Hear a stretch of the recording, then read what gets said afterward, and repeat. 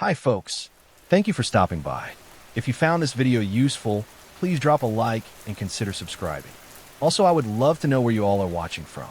Now, let's jump into today's stories. Today we are starting off with a story about the murder of Stephen Lawrence, London, 1993.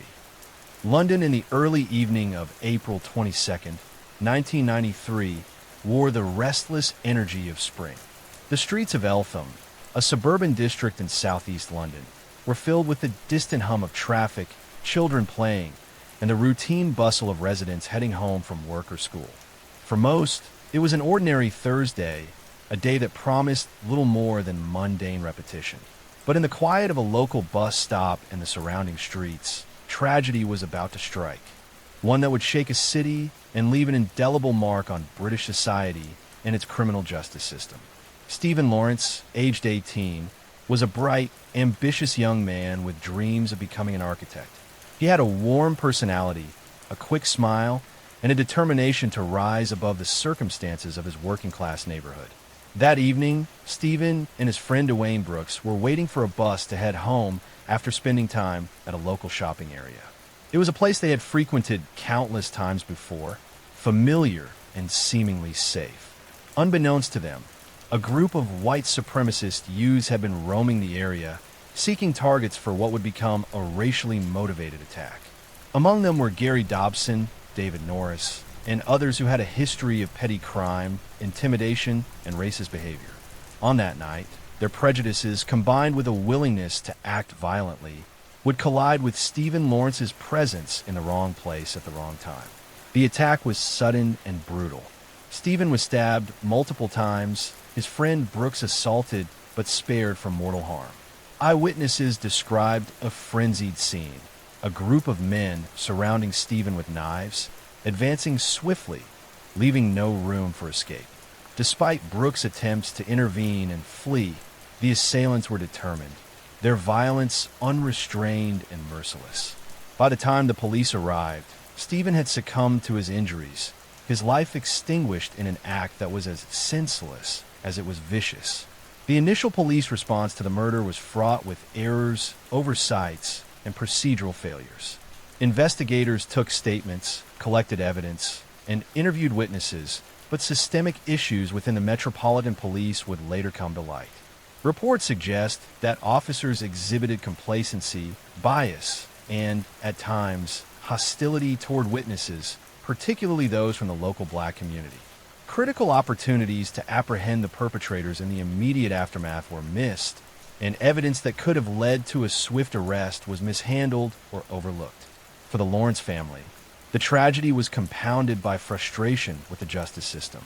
Doreen and Neville Lawrence, Stephen's parents, faced the unimaginable grief of losing a son, alongside the realization that the people responsible might evade accountability.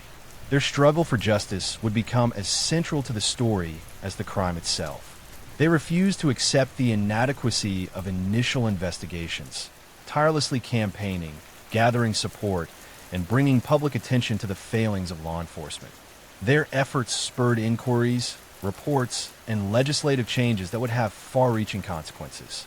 The investigation underwent several reopenings over the years, with renewed forensic techniques and persistent detective work. By the late 1990s and early 2000s, advancements in DNA analysis, fingerprinting, and witness testimony allowed authorities to revisit the case with fresh evidence.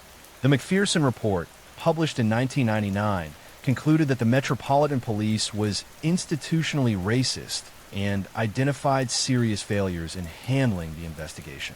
This landmark report reshaped policing policy across the UK, emphasizing accountability, transparency, and sensitivity toward racial and community issues. In 2011, nearly 18 years after the murder, convictions were finally secured. Gary Dobson and David Norris were found guilty of Stephen Lawrence's murder, bringing some measure of closure to a long and painful journey for the family. The trial revealed the meticulous nature of police work, the importance of forensic science, and the persistence required to achieve justice in the face of institutional inertia. Testimonies highlighted not only the attack itself, but also the broader context of racial tension, social divisions, and the failure of systems designed to protect citizens. The murder of Stephen Lawrence had a profound impact on British society.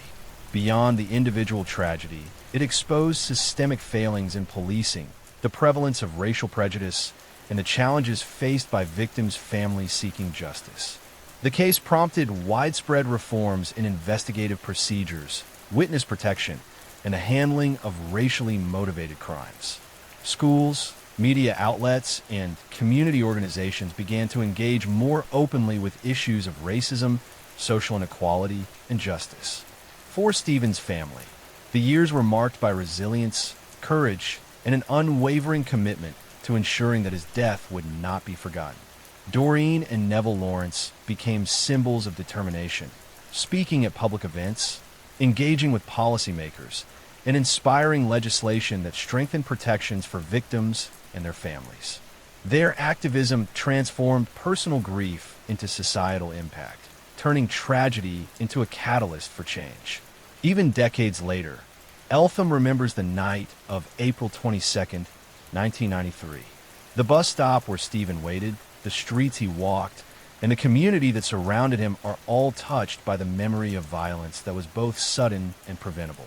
Yet, alongside grief, there's acknowledgement of the long, arduous struggle for justice, a reminder that vigilance, advocacy, and relentless pursuit of truth can eventually overcome even the deepest failures of institutions. The murder of Stephen Lawrence remains one of the most significant and influential criminal cases in modern British history. It is a story of loss, injustice, and the courage to demand accountability, a stark illustration of how one act of violence can ripple across a nation, changing lives, policies, and societal attitudes for generations. Next story, Great Train Robbery, England, 1963. On the evening of August 8, 1963, the English countryside near Ledburn, Buckinghamshire, was quiet and unremarkable, save for the rhythmic hum of the night train cutting through the darkness. The train, part of British Railways' overnight service from Glasgow to London, carried not just passengers, but a staggering sum of £2.6 million, a fortune that, in today's money, would amount to tens of millions of pounds. The cash was being transported in the Royal Mail vans, intended for banks across the country. What happened that night would not only become the most notorious heist in British history, but also set a new standard for audacious criminal enterprise. The plan had been years in the making, orchestrated by a group of seasoned criminals, each with specialized skills honed through years of burglary, fraud, and careful observation. The leader of the operation, Bruce Reynolds, was meticulous, calculating, and charismatic, possessing the vision and confidence to coordinate what would become an unparalleled crime in the United Kingdom. Reynolds' team included a mix of experienced thieves: Buster Edwards, the smooth and reliable fence; Ronnie Biggs, whose future notoriety would become legendary; Charlie Wilson, a former Army explosives expert; and several others whose combined expertise created a formidable force. Preparation for the robbery involved months of surveillance, careful mapping of the railway routes, and the study of train schedules. They knew the Royal Mail train would be lightly guarded, its personnel unprepared for anything beyond standard procedure. The team even obtained key uniforms and equipment to impersonate railway staff, ensuring their appearance would not raise suspicion. Every detail was scrutinized, from the exact point where the train would slow on a gradient to the placement of the signals they would tamper with to bring it to a stop. On the night of the robbery, the operation began in near-perfect synchrony. At a remote location along the track, the gang tampered with the signals, forcing the train to halt in darkness, a place isolated enough that intervention would be unlikely. When the train came to a stop, they emerged from hiding, armed and determined, confronting the crew. The train driver, Jack Mills, was struck on the head to ensure compliance, an act that would become one of the most controversial aspects of the crime due to its severity and long-term consequences for Mills. The gang then accessed the Royal Mail vans, swiftly loading the cash into their vehicles, all under the pressure of a tight timeline. The operation took less than an hour, yet in that short span, the gang executed a crime that combined precision, audacity, and cold calculation. With the cash secured, They fled to a prearranged hideout in Leather Slave Farm, a remote farmhouse prepared as a temporary base. There, they divided the loot, checked for any compromised evidence, and attempted to plan the next steps for laundering and distribution. The atmosphere, however, was tense. A single misstep could unravel everything, and police response was already underway.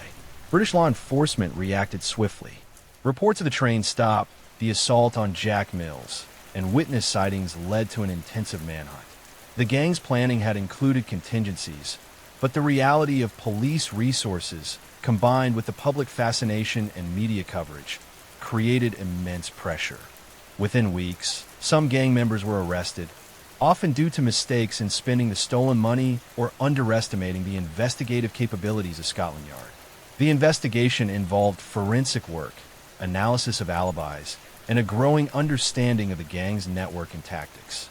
The trial of the Great Train Robbery Gang began in 1964, drawing unprecedented attention from the press and public alike. The sheer scale of the crime, combined with the methodical execution and the audacity of stopping a train in motion, captivated the nation. Defendants faced charges of armed robbery, conspiracy, and assault, with the court's intent on sending a clear message about the consequences of such high-profile criminal activity. Sentences were severe.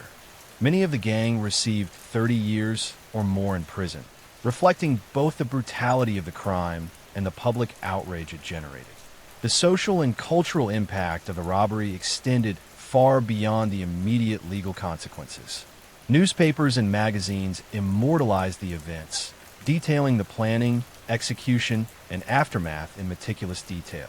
Photographs of gang members, interviews with the train crew, and accounts from local witnesses filled the pages, creating a narrative of audacious crime that fascinated and terrified the public in equal measure. The heist was romanticized by some as a masterstroke of criminal ingenuity, while others emphasized the violent realities and the human cost, particularly the attack on Mills. In the years following, some members of the gang attempted escapes from prison, most famously Ronnie Biggs, whose flight to Brazil became the stuff of legend. He evaded capture for decades, living openly at times, only to return to the UK years later to serve the remainder of his sentence.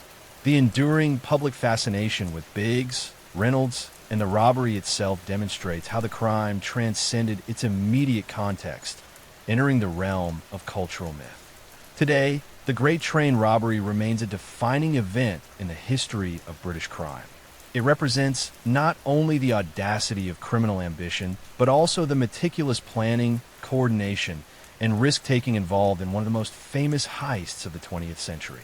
The story of Reynolds, Biggs, and their accomplices continues to be told in books, films, and documentaries, ensuring that the night the train stopped in Buckinghamshire is never forgotten. The robbery's legacy is a mixture of fear, fascination, and the stark realization that even the most secure systems can be vulnerable to human cunning and audacity. Next story, Clutter Family Murders, Kansas, 1959.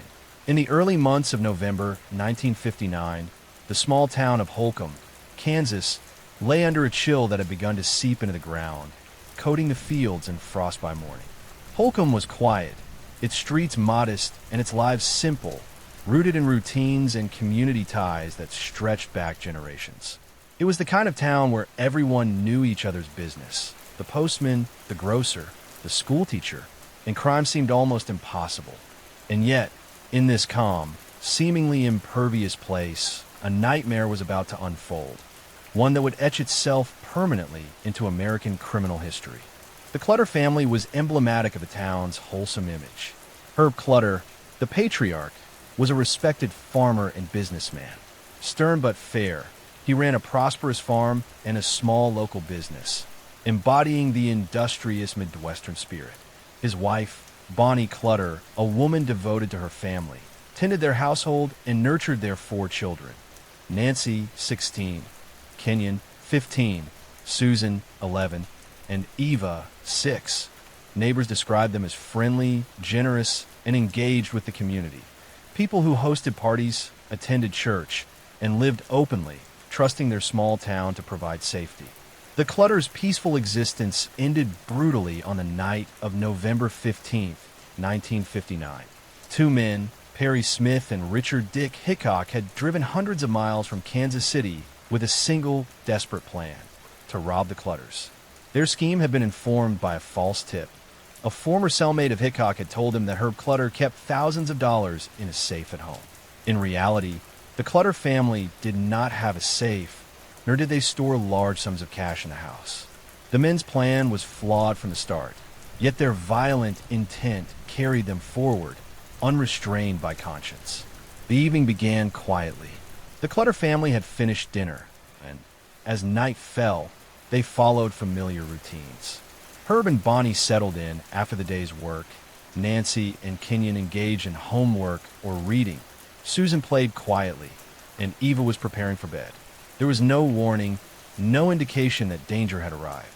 At approximately 10:30 p.m., Smith and Hickok entered the Clutter home through a back door, likely left unlocked, a commonplace habit in Holcomb, where neighbors trusted one another implicitly.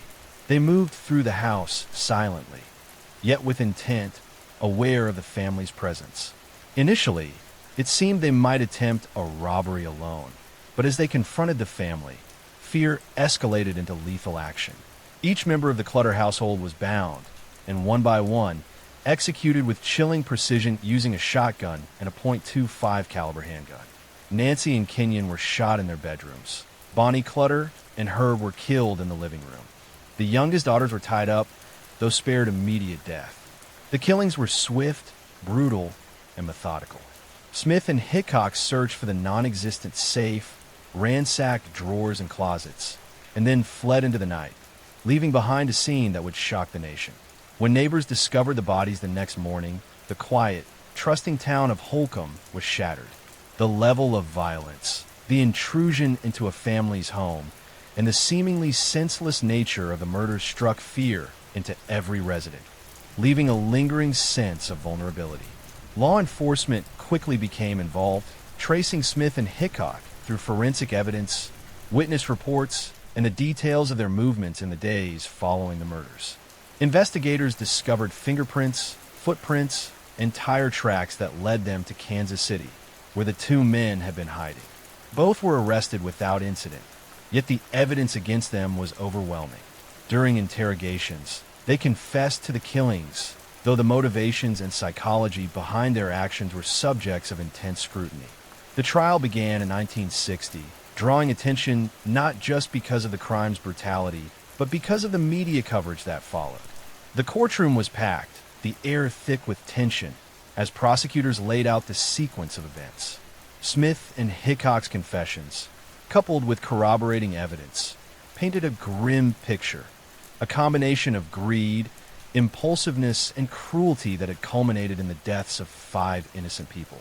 Their demeanor during trial was often detached, a chilling reflection of their capacity for violence without remorse. Both men were convicted and sentenced to death. In 1965, they were executed by hanging, their final moments marking the conclusion of the legal process, but leaving a community forever scarred by the crime. The Clutter family murders also prompted nationwide discussions about the nature of criminal violence, the adequacy of law enforcement in small towns, and the ways in which seemingly ordinary people could commit extraordinary acts of horror. The case was immortalized in Truman Capote's In Cold Blood, a pioneering work of narrative nonfiction that blended meticulous reporting with literary storytelling. Capote's account brought readers into the Clutter home, into the minds of Smith and Hickok, and into the fabric of Holcomb itself, showing that the aftermath of such crimes extends far beyond the immediate tragedy. The psychological profiles of the killers, the community's grief, and the sense of violated security were all rendered in stark detail, creating a story that resonated deeply with audiences across America. For decades afterward, Holcomb remained marked by the murders. Residents would recall the night as a turning point, a moment when innocence collided violently with malice. The Clutter family's memory was preserved through community efforts, historical accounts, and ongoing interest in the criminal and social implications of the case. Investigators reflected on the murders as an example of meticulous criminal planning gone tragically wrong, underscoring the thin veneer of safety in rural America and the dangers of misplaced trust. The Clutter family murders stand as a somber reminder of vulnerability, the capacity for human cruelty, and the fragility of domestic life. In quiet Kansas fields and streets lined with modest homes, the echoes of November 15th, 1959 linger, a chilling testament to what can happen when calculated evil enters the most ordinary of places. Next story, murder of Nicole Brown Simpson and Ron Goldman, 1994. Los Angeles in the summer of 1994 was alive with heat, traffic, and the usual pulse of Hollywood celebrity culture. Behind the glamorous facades and bright lights, however, there existed a simmering tension in one particular household that would soon erupt into one of the most infamous murders in American history. The victims, Nicole Brown Simpson, 35, and Ron Goldman, 25, had both been friends and acquaintances caught in circumstances that were about to collide violently. Nicole Brown Simpson, once married to the former football star O.J. Simpson, had lived a life of public scrutiny.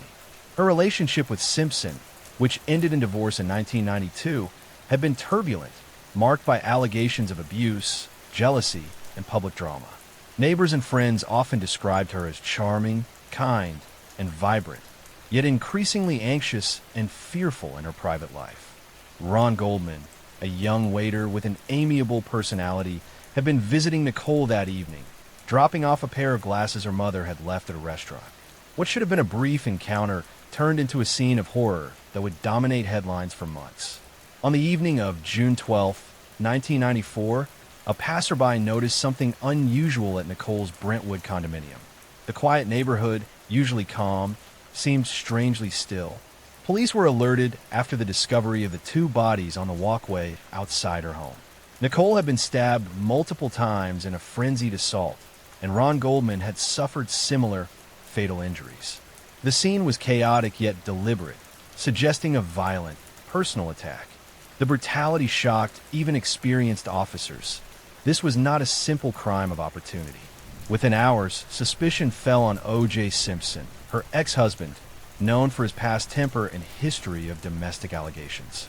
The case quickly became entwined with celebrity, media frenzy, and legal spectacle. Investigators pieced together evidence that included blood traces in Simpson's vehicle, footprints leading away from the scene, and a trail suggesting rapid movement from the crime site.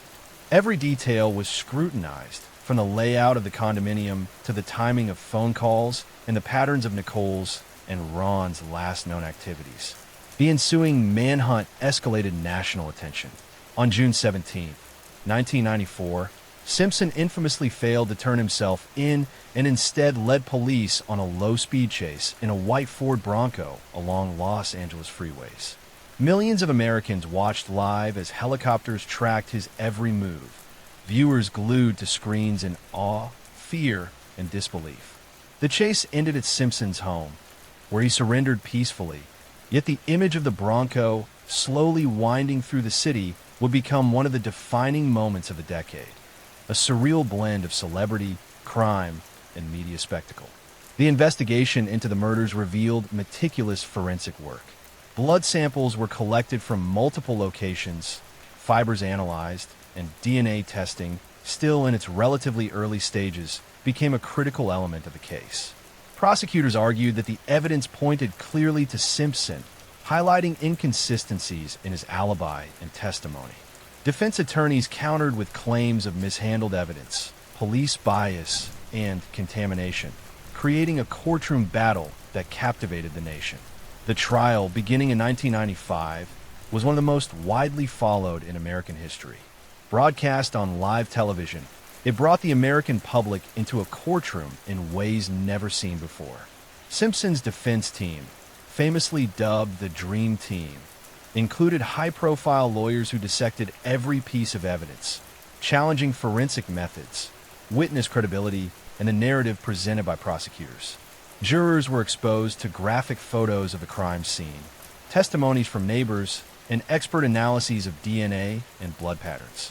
One of the most dramatic aspects of the trial was the glove demonstration, intended to show that a pair of gloves found at the scene and at Simpson's residence fit his hands. The gloves appeared too small when Simpson tried them on, creating a moment that the defense famously used to cast doubt on the prosecution's case. Alongside this, debates over police conduct, including allegations of racial bias by Detective Mark Furman, played a central role, highlighting societal tensions that extended far beyond the immediate crime. After months of testimony, cross-examination, and public scrutiny, the jury delivered a verdict in October 1995. O.J. Simpson was acquitted of the murders. The decision split the nation, with reactions varying sharply along racial, social, and political lines. While Simpson walked free of criminal charges, the civil trial that followed in 1997 concluded differently. The families of Nicole Brown Simpson and Ron Goldman pursued damages for wrongful death, and Simpson was found liable, ordered to pay significant financial restitution. The murder of Nicole Brown Simpson and Ron Goldman left a lasting impact on multiple fronts. Beyond the legal battles, it transformed media coverage of crime, celebrity, and justice. Courtrooms were now stages, juries faced unprecedented public scrutiny, and forensic evidence became central to public understanding of criminal investigations. The story highlighted domestic abuse, the dynamics of fame, and the intersection of media, law, and social perception. Even decades later, the case remains a subject of discussion, analysis, and cultural reflection. True crime documentaries, books, and dramatizations revisit the murders, the trial, and the chaotic summer of 1994, offering new insights and perspectives on a crime that forever altered Los Angeles and American society. The lives of Nicole Brown Simpson and Ron Goldman, vibrant and full of promise, were violently cut short, leaving a trail of grief, legal complexity, and an enduring fascination with how ordinary places and everyday people could intersect with tragedy on a national stage. Next story, Tate LaBianca murders Manson family, 1969. Los Angeles in the summer of 1969 shimmered with sun, music, and the promise of a new era. The city's streets pulsed with the energy of youth, counterculture movements, and an air of rebellion that seemed to sweep through Hollywood Hills and suburban neighborhoods alike. Yet behind the golden light and the soundtrack of change, darkness lurked, carried by a man whose charisma, manipulation, and twisted ideology would leave a permanent scar on the city: Charles Manson. Manson was not a killer in the conventional sense. He did not strike alone. Instead, he created a cult of followers, a group of young men and women entranced by his vision, seduced by his personality, and compelled by his influence to commit acts of unimaginable violence. The so-called Manson family was a floating community, moving through the Hollywood Hills, desert communes, and backroads of California, living in chaos yet organized under Manson's hypnotic control. In August of 1969, the family's descent into murder became public. Their first major attack occurred at 10400 Silo Drive, the home of actress Sharon Tate and her husband, director Roman Polanski, who was away filming in Europe. Tate, 8 months pregnant, was at home with friends when the attack occurred. Manson's followers, acting on instructions they claimed to have interpreted from Manson's apocalyptic vision of helter-skelter, invaded the house late at night. The scene that greeted investigators was horrifying. Sharon Tate, Jay Sebring, Abigail Folger, Wojciech Frykowski, and Stephen Parent had been brutally murdered. The killers used knives and blunt instruments, leaving messages scrawled in blood on walls. The killings were deliberately chaotic, meant to shock and terrorize. Each act reflected not just rage, but an almost ritualistic fulfillment of Manson's twisted ideology. 2 nights later, the family struck again, this time at the home of Leno and Rosemary LaBianca. The couple was killed in similar fashion, stabbed, bludgeoned, and left with cryptic messages written in their own blood. The brutality of the attacks, coupled with their apparent randomness, terrified the Los Angeles community. It became clear that these were not ordinary homicides, but part of a carefully orchestrated campaign of terror. Manson's role in the murders was indirect, yet absolute. He provided the vision, the planning, and the psychological framework, while his followers executed the crimes. He taught them to manipulate, intimidate, and embrace violence as a necessary step toward a coming race war, which he called helter-skelter, a term he borrowed from a Beatles song but redefined as prophecy. His influence was magnetic. Followers described feeling hypnotized, unable to resist his instructions even when faced with the moral weight of murder. Investigators faced a challenging case. The evidence linked several of Manson's followers to the crime scenes, but Manson himself had not physically committed the murders. It took months of intense police work, witness testimonies, and connections between seemingly unrelated events to piece together the truth. The involvement of young, impressionable followers, combined with Manson's calculated manipulation, made the crimes both shocking and deeply disturbing. The trial, which began in 1970, became a media sensation. Manson, now in court, displayed a bizarre mixture of charm, menace, and unpredictability. He shaved his head, carved an X into his forehead, and spoke cryptically, delivering speeches that mesmerized and horrified those present. The jury had to untangle a web of direct actions, instilled fear, and manipulation to determine guilt. Ultimately, Manson and several of his followers were convicted of first-degree murder and conspiracy to commit murder. The social impact of the Tate LaBianca murders was immense. Hollywood and Los Angeles, once seen as a city of glamour and possibility, confronted a violent reality that seemed inconceivable. The murders shattered the notion that the youth-driven counterculture was benign, instead highlighting how charisma and ideology could warp impressionable minds into instruments of cruelty. Families in the region, once secure behind locked doors, now questioned safety in every neighborhood. The entire nation followed the proceedings, grappling with the idea that the murders were both random and premeditated, executed under the influence of an unseen, manipulative force. The Manson family continued to influence public consciousness long after the killings. Books, documentaries, and films explored not only the murders themselves, but the psychological hold Manson had over his followers. His methods, isolation, brainwashing, and the promise of belonging, became a study in cult dynamics and human susceptibility to manipulation. Experts dissected the intricate layers of control he wielded, examining how seemingly ordinary young people could be led to commit heinous acts in service of a delusional vision. Manson remained incarcerated until his death in 2017, a symbol of manipulation and evil. Many of his followers also served lengthy prison sentences, though some were eventually released after decades. The Tate LaBianca murders left an indelible imprint, not just on Los Angeles, but on American culture as a whole. They demonstrated the terrifying potential of influence, the power of fear, and the chilling consequences of ideology wielded without morality. Even today, the locations of the murders, the memories of the victims, and the chilling story of the Manson family remain etched in history. Sharon Tate's legacy, in particular, stands as a reminder of innocence lost and a life cut tragically short, juxtaposed against the darkness that allowed it to be extinguished. Next story, DC sniper attacks, 2002. The autumn of 2002 in the Washington, D.C. metropolitan area began quietly. Commuters drove the beltways and local streets, students wandered college campuses, and residents carried out routines that seemed ordinary, predictable, and safe.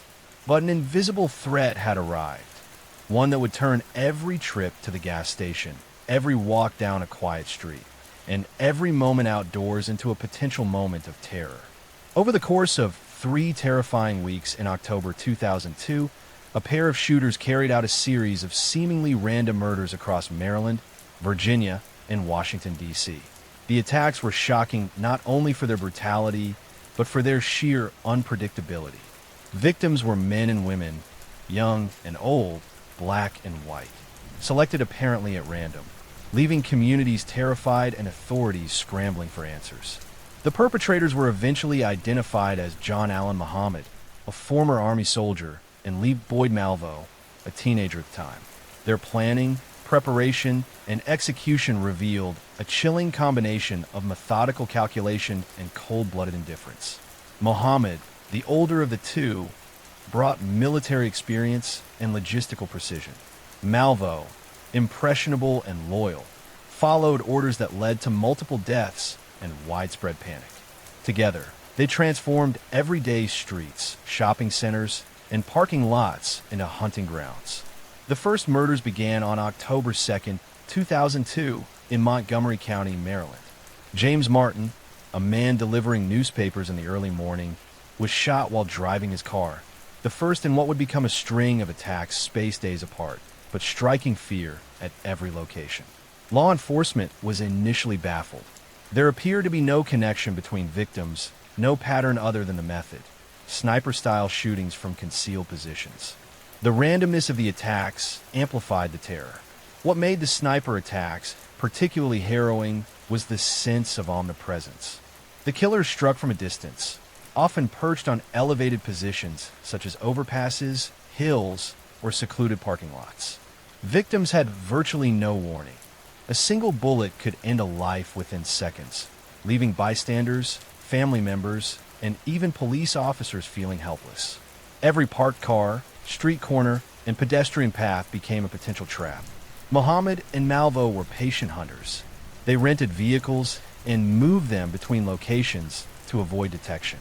They carried high-powered rifles and practiced precision shooting, often rehearsing their positions before the attacks. Surveillance, timing, and camouflage became crucial elements of their operation. Sometimes they used decoys, leaving evidence to confuse investigators or mislead law enforcement about the number of attackers. The psychological impact was immediate and widespread. Schools canceled classes, people avoided public spaces, and shopping malls emptied during peak hours. News coverage amplified the fear, broadcasting images of yellow police tape, cordoned streets, and nervous residents staring at traffic lights or parking lots. The metropolitan area, usually bustling with life, had been transformed into a zone of suspicion and dread. Law enforcement responded with urgency and complexity. Multiple agencies, including the FBI, local police departments, and the National Guard, coordinated efforts to identify patterns, track movements, and protect potential victims. The investigation involved careful analysis of ballistics, witness testimony, and geographic profiling, techniques designed to narrow down the likely positions of shooters and predict their next targets. By mid-October, the attacks had claimed 10 lives and injured 3 others, spreading across a radius of more than 100 miles. Each shooting added urgency to the manhunt. The public was warned to remain vigilant, to drive carefully, and to avoid suspicious vehicles or individuals. Anonymous tips flooded police stations, sometimes helpful, other times misleading, but all indicative of the pervasive fear gripping the region. The breakthrough came when authorities traced the movement of a blue Chevrolet Caprice, a vehicle rented and used by Mohammed and Malvo. The car's travel patterns, combined with forensic evidence and witness accounts, narrowed down the suspects. On October 24, 2002, a final confrontation occurred near Frederick, Maryland. Law enforcement intercepted the vehicle after a tip, discovering the sniper team inside. Malvo was arrested at the scene, while Mohammed attempted to escape but was captured without resistance. The investigation and subsequent trials revealed the chilling details of their planning. Mohammed had trained Malvo in shooting techniques, discipline, and evasion. They maintained a network of rented vehicles, safe houses, and strategic positions to continue attacks if necessary. Their motive, partially financial and partially psychological, included extortion schemes designed to scare communities into paying ransoms, although much of their terror appeared to stem from the thrill of control and power. The trials were exhaustive. John Allen Muhammad was sentenced to death in 2004 and executed by lethal injection in 2009 after multiple appeals and legal proceedings. Lee Boyd Malvo, being a minor at the time of the killings, received life sentences without the possibility of parole, although legal challenges and resentencing debates continued for years due to evolving rulings on juvenile sentencing.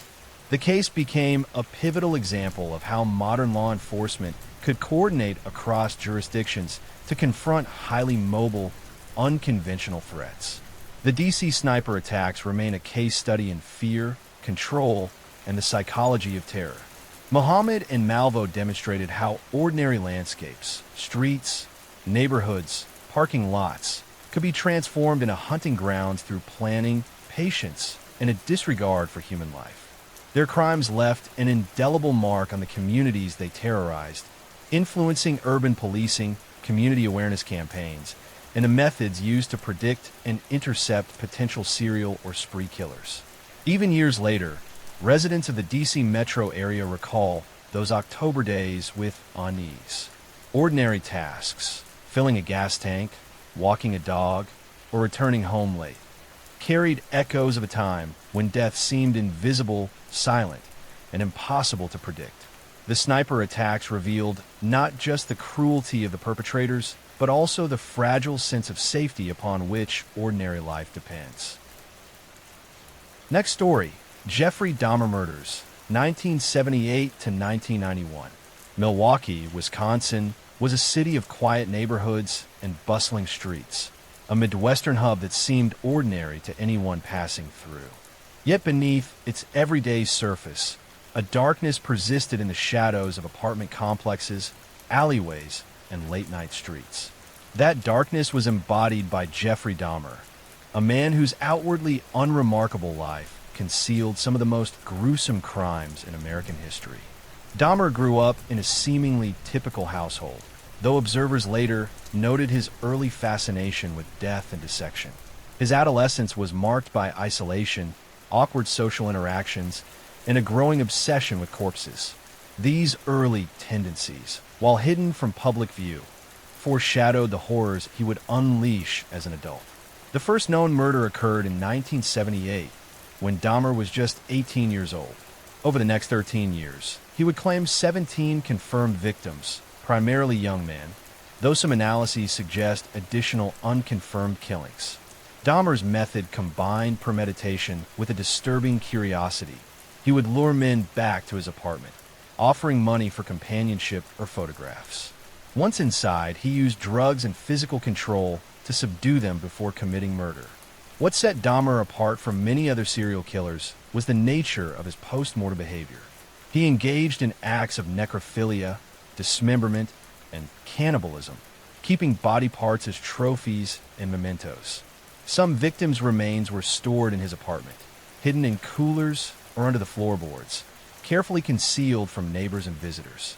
The apartment itself became a chamber of horrors, a meticulously maintained environment that shielded him from discovery while enabling his compulsions.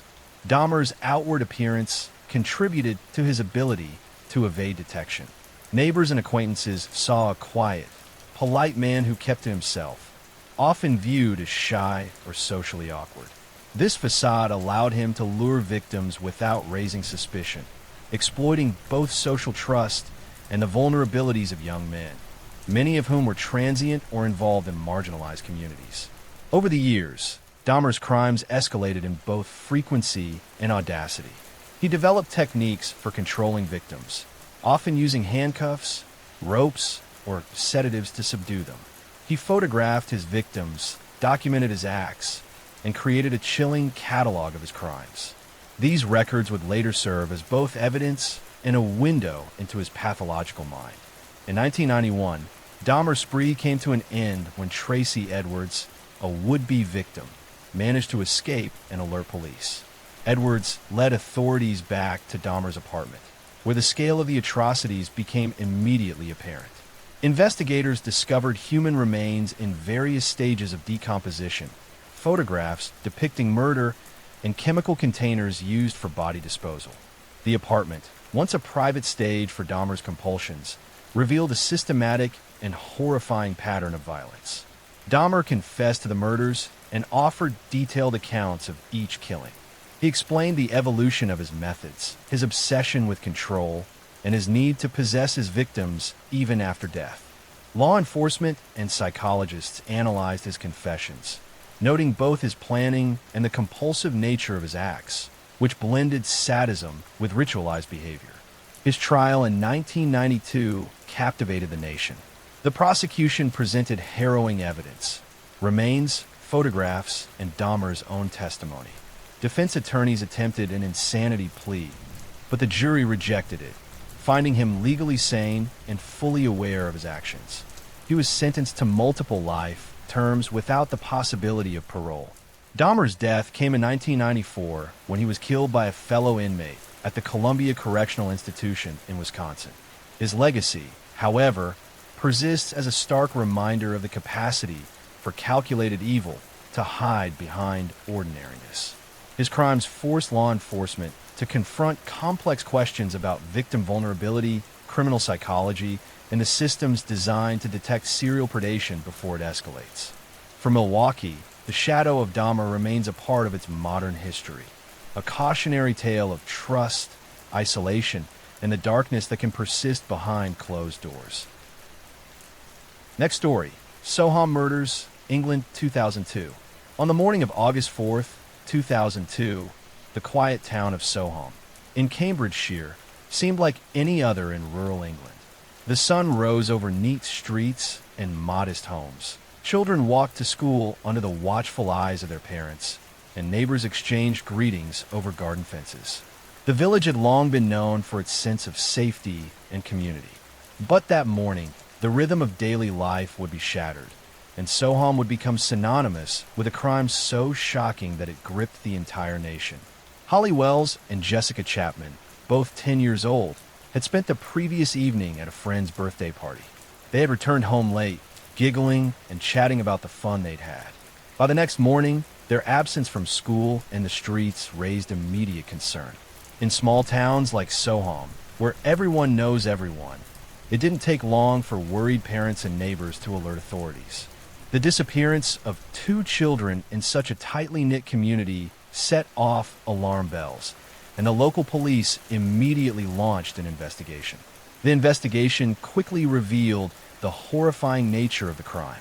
CCTV footage and witness statements placed Ian Huntley, a 36-year-old school caretaker, in proximity to the girls around the time they disappeared. Huntley had been employed at the nearby secondary school and appeared outwardly respectable, a man trusted with children's safety. His position offered him access and familiarity, and the investigators soon realized the profound betrayal of that trust. Huntley's background revealed a series of warning signs, including prior allegations of inappropriate behavior toward minors and a concerning pattern of deceit in his personal life. Yet, nothing in official records had prevented him from being in contact with vulnerable children. This failure of vetting and oversight would later be a critical point of inquiry in both the criminal proceedings and the broader review of safeguarding practices across the United Kingdom. As the investigation intensified, the police examined every possible lead. Searches of local areas, including wooded paths, riversides, and abandoned buildings, yielded no immediate results. The community, gripped by fear and suspicion, organized their own patrols, distributing flyers and questioning anyone who had seen the girls. News of the disappearance spread rapidly through the national media, creating pressure on the authorities to act swiftly. It wasn't long before evidence began to point decisively toward Huntley. Forensic analysis of fibers, witness statements regarding his movements, and inconsistencies in his own accounts began to build a damning case. Huntley had attempted to mislead investigators, providing false narratives about his whereabouts and the girls' potential locations. But the meticulous work of detectives, combined with advances in forensic technology, gradually unraveled his deception. The community shock deepened when the bodies of Holly Wells and Jessica Chapman were discovered in a ditch near Lakenheath, Suffolk, several miles from Soham. The girls had been strangled, and the discovery confirmed the worst fears of their families, friends, and neighbors. Autopsy reports detailed the method of their deaths and provided crucial evidence for the prosecution. The brutality and premeditation of the crime underscored the chilling reality that someone placed in a position of trust had perpetrated such violence. The trial of Ian Huntley began in October 2003 at Snaresborough Crown Court in London. The courtroom was filled with intense emotion. Family members of the victims, community members, and national media were present, all seeking answers and justice. The prosecution presented a comprehensive case, combining forensic evidence, witness testimony, and Huntley's own inconsistencies. The details of his background, including prior allegations and his manipulative behavior, painted a portrait of a man capable of the calculated and horrific actions that had ended the lives of Holly and Jessica. During the trial, forensic experts testified about fibers, DNA evidence, and traces linking Huntley to the girls and the location where their bodies were found. Witnesses described his suspicious behavior before, during, and after the girls' disappearance. The meticulous presentation of evidence left little room for doubt about his guilt. Huntley's defense attempted to challenge the forensic conclusions and cast uncertainty on witness credibility, but the weight of evidence was overwhelming. On December 17, 2003, Ian Huntley was found guilty of the murder of Holly Wells and Jessica Chapman and was sentenced to life imprisonment with a recommendation of a minimum of 40 years. The sentence reflected both the severity of the crime and the breach of trust inherent in his position as a school caretaker. Huntley would never be released, and the legal outcome provided some measure of closure to a community that had been scarred by grief and fear. The Soham murders had far-reaching consequences beyond the immediate case. The public outcry over Huntley's previous allegations and the failures of background checks prompted a comprehensive review of vetting procedures for individuals working with children. The introduction of the Criminal Records Bureau, CRB, checks, later replaced by the Disclosure and Barring Service, DBS, became a cornerstone of safeguarding policy in the UK, aiming to prevent similar tragedies in the future. Schools, local authorities, and social services were compelled to adopt more stringent measures for assessing risk and ensuring the safety of vulnerable populations. The impact on the families of Holly Wells and Jessica Chapman was profound. Despite the loss, both families became active in advocacy, supporting initiatives to improve child safety and raising awareness of the vulnerabilities that allowed Huntley to exploit his position.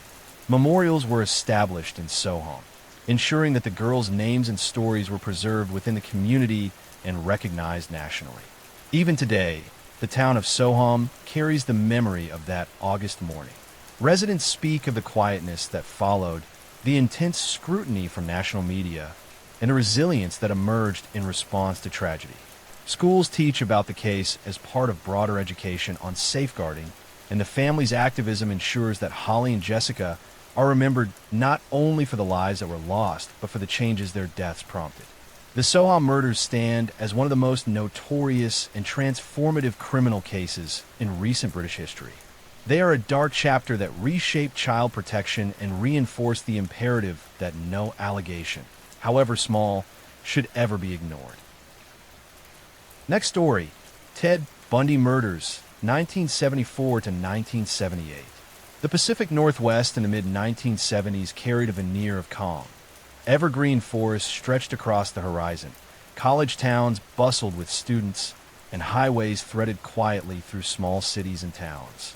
Yet in this deceptively tranquil landscape, a predator was at work, blending charm, intelligence, and meticulous planning to commit murders that would haunt generations. That predator was Theodore Robert Bundy, a man whose outward charisma masked the darkest of intentions. Bundy was a law student, politically active, and often described by those who knew him as polite, articulate, and magnetic. He drove a Volkswagen Beetle that became infamous in hindsight, a vehicle used both to approach victims and to evade suspicion. Young women, often students, were his primary targets, approached in public spaces with feigned injury or authority. He would ask for help with a limp or crutches, creating a veneer of vulnerability that encouraged trust.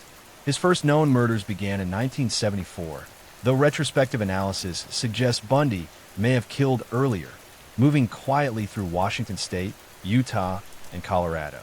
The pattern was disturbingly consistent. He would abduct young women, often sexually assault them, and then murder them. His method varied. Some victims were bludgeoned, others strangled, but each attack reflected careful premeditation.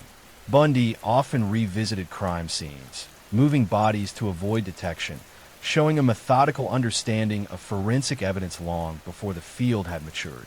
Bundy's crimes were not impulsive.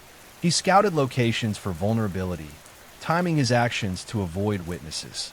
College campuses, suburban neighborhoods, and isolated trails all became hunting grounds. He maintained a seemingly normal life alongside his crimes, socializing, attending university, and cultivating romantic relationships. This duality made him especially dangerous. He could blend seamlessly into society while committing heinous acts in plain sight. One of the most chilling aspects of Bundy's crimes was his ability to manipulate and escape. He was arrested multiple times, yet escaped custody twice, exploiting weaknesses in the system and the trust of law enforcement. During his incarcerations, he charmed fellow inmates, guards, and the public, projecting an image of remorse or civility while maintaining a meticulous internal record of his victims. Bundy's spree included the infamous Chi Omega sorority murders at Florida State University in 1978, where he brutally attacked and killed multiple young women in their shared residence. The audacity of the crime, executed in a well-lit building on a college campus, shocked the nation. Witnesses later recalled seeing a man resembling Bundy lingering outside, confident and calm, entirely at ease in his surroundings. Investigators pieced together evidence across multiple states, utilizing eyewitness accounts, forensic analysis, and behavioral profiling, a relatively new technique at the time. Bundy's approach, which involved detailed manipulation of his victims and careful disposal of bodies, allowed him to evade immediate capture. But the pattern was undeniable once law enforcement began connecting incidents across jurisdictions. Bundy's trial in Florida became a media spectacle. He famously represented himself, cross-examined witnesses, and maintained a calm, even playful demeanor in court. Prosecutors presented evidence linking him to multiple murders, including bite mark analysis and eyewitness testimony. The chilling detail of his crimes, the premeditation, the manipulation, the sheer number of victims, made the courtroom proceedings a harrowing public lesson in the capabilities of a methodical serial killer. He was ultimately convicted of murdering multiple women in Florida and sentenced to death. Bundy confessed to 30 homicides, though the exact number remains unknown, with victims spanning at least 7 states. His execution by electric chair in 1989 closed a chapter on a life defined by cunning, charm, and unimaginable cruelty. The legacy of Ted Bundy endures in criminal psychology, law enforcement methodology, and popular culture. His crimes demonstrated the extreme danger posed by individuals who can hide in plain sight, combining social adeptness with predatory instincts. Colleges and communities now teach awareness, personal safety, and the subtle cues that may indicate predation, a testament to lessons learned from Bundy's reign of terror. Next story, son of Sam, David Berkowitz, murders 1976 to 1977. New York City in the summer of 1976 was a restless, vibrant metropolis. Yet beneath the neon glow and the rumble of subways, a chilling menace began to creep through its streets. Crime rates were rising, and the city's residents, already wary of the chaos around them, were about to face a terror that would feel both random and deeply personal. David Berkowitz, later known as the son of Sam, was 24 years old when he began his killing spree. On the surface, he appeared unremarkable, a quiet, solitary man living in Yonkers with his mother, working odd jobs, and keeping largely to himself. Yet inside him simmered a violent, obsessive compulsion that would soon explode into action. The first attack occurred on July 29, 1976. A young couple, Donna Loria and Carl Denaro, were sitting in a parked car in the quiet streets of the Bronx when a man approached and opened fire with a .44 caliber revolver. Donna was hit in the hand. Carl escaped unscathed. Police initially treated the incident as a random act of street violence. Yet for those who would follow the story, it marked the first tremor of an unfolding nightmare. 2 weeks later, on August 10th, Berkowitz struck again, this time killing John Fiala and wounding his girlfriend, Stacy Moskowitz. The use of the same weapon, the distinctive shooting style, and the proximity to ordinary residential areas signaled that this was not random. It was a pattern forming, a signature of someone calculating, yet impulsive. Berkowitz's attacks alternated between apparent spontaneity and meticulous planning. He targeted couples in parked cars, stalking them quietly before opening fire. His victims were often young, enjoying ordinary evenings, unaware that their lives were about to intersect with a calculated killer. Each shooting left the city trembling, newspapers filled with cautionary tales, and the public gripped by fear that anyone could be next. By April 1977, Berkowitz's spree had escalated further. The murders were punctuated by taunting letters to the press and police. He claimed to be following the orders of a demonic entity, a neighbor's dog named Sam, according to his later confessions, blending delusion, ritualistic obsession, and calculated misdirection. These letters were filled with bizarre details, threats, and challenges, heightening the city-wide panic. The media dubbed him the Son of Sam, a moniker that would stick. Every evening brought reports of new shootings, each one striking fear into couples who might otherwise have felt safe in quiet neighborhoods. The police worked tirelessly, following leads, interviewing thousands of potential witnesses, and trying to decode the cryptic messages left behind. One particularly notorious incident occurred on July 31st, 1977, when Berkowitz fired into a parked car in the Bronx, killing Donna DeMazy and wounding her boyfriend. Witnesses provided vague descriptions, but the trails were cold. Each attack seemed to increase his confidence. He began leaving notes and clues, a perverse game played at the expense of the city. The investigation soon revealed a distinct pattern. Berkowitz used a .44 caliber bulldog revolver, targeted young couples, and often acted during the evening hours. His movements were erratic but contained within certain boroughs, allowing law enforcement to predict potential areas of concern. Yet the randomness of street shootings made vigilance nearly impossible, and the city lived in an atmosphere of fear. On August 10, 1977, David Berkowitz was finally apprehended in front of his Bronx apartment. Police had traced a parking ticket to his vehicle, correlating it with eyewitness accounts from previous shootings. When they approached, Berkowitz did not resist. In his apartment, authorities found a cache of letters, ammunition, and notes detailing his obsession. He confessed almost immediately, describing not only the killings, but also the psychological and delusional framework that had driven him. In total, Berkowitz confessed to 6 murders and 7 attempted murders, though he would later acknowledge other crimes and implicate imagined accomplices. His account described an internal voice commanding him to kill, a mixture of mental illness, obsession, and deliberate calculation. The blend of psychosis and methodical behavior made his case uniquely terrifying. A killer who seemed ordinary, yet capable of extreme violence. The trial was closely followed by the nation. Berkowitz appeared calm, sometimes detached, as prosecutors presented the evidence. Detailed letters, ballistics reports linking the revolver to each crime, and witness statements. Psychiatrists testified about his mental state, emphasizing both delusional beliefs and awareness of wrongfulness. The jury found him guilty, and he was sentenced to 6 consecutive life sentences, a measure designed to ensure he would never walk free. Berkowitz's arrest brought relief, yet the scars on New York City lingered. Neighborhoods had been patrolled more carefully, families had stayed indoors at night, and a sense of paranoia had settled into everyday life. The Son of Sam, letters, the seemingly arbitrary violence, and the randomness of his choice of victims left an indelible mark on the city's collective consciousness. The case also prompted changes in law enforcement methods. Police developed better coordination between precincts, refined approaches to profiling serial offenders, and implemented new tactics for connecting seemingly random acts of violence.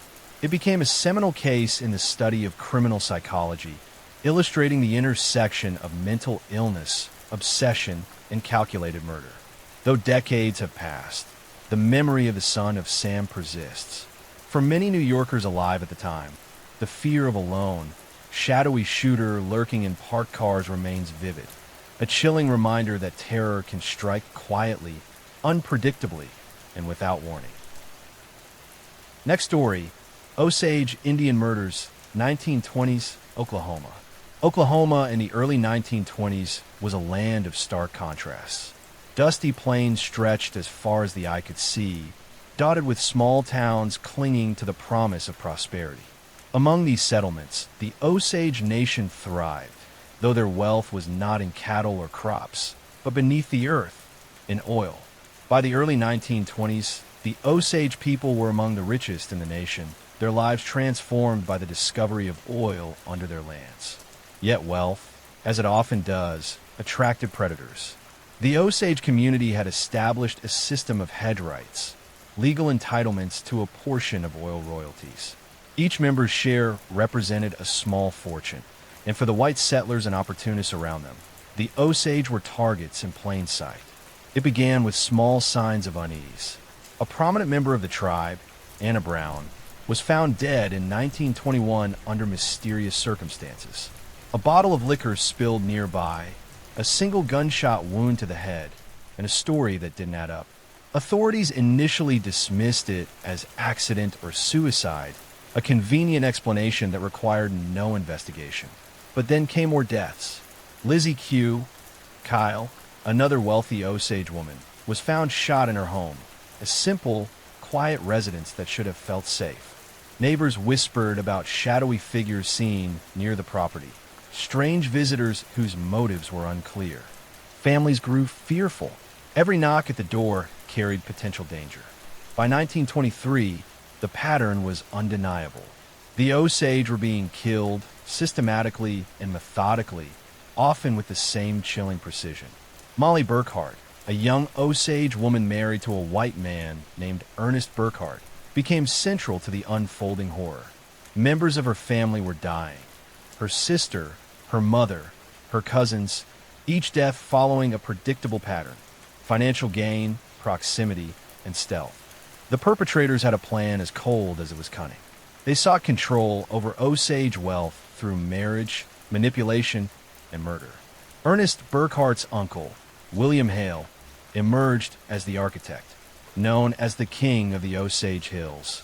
Hale presented himself as a benefactor and friend, a man trusted by the community.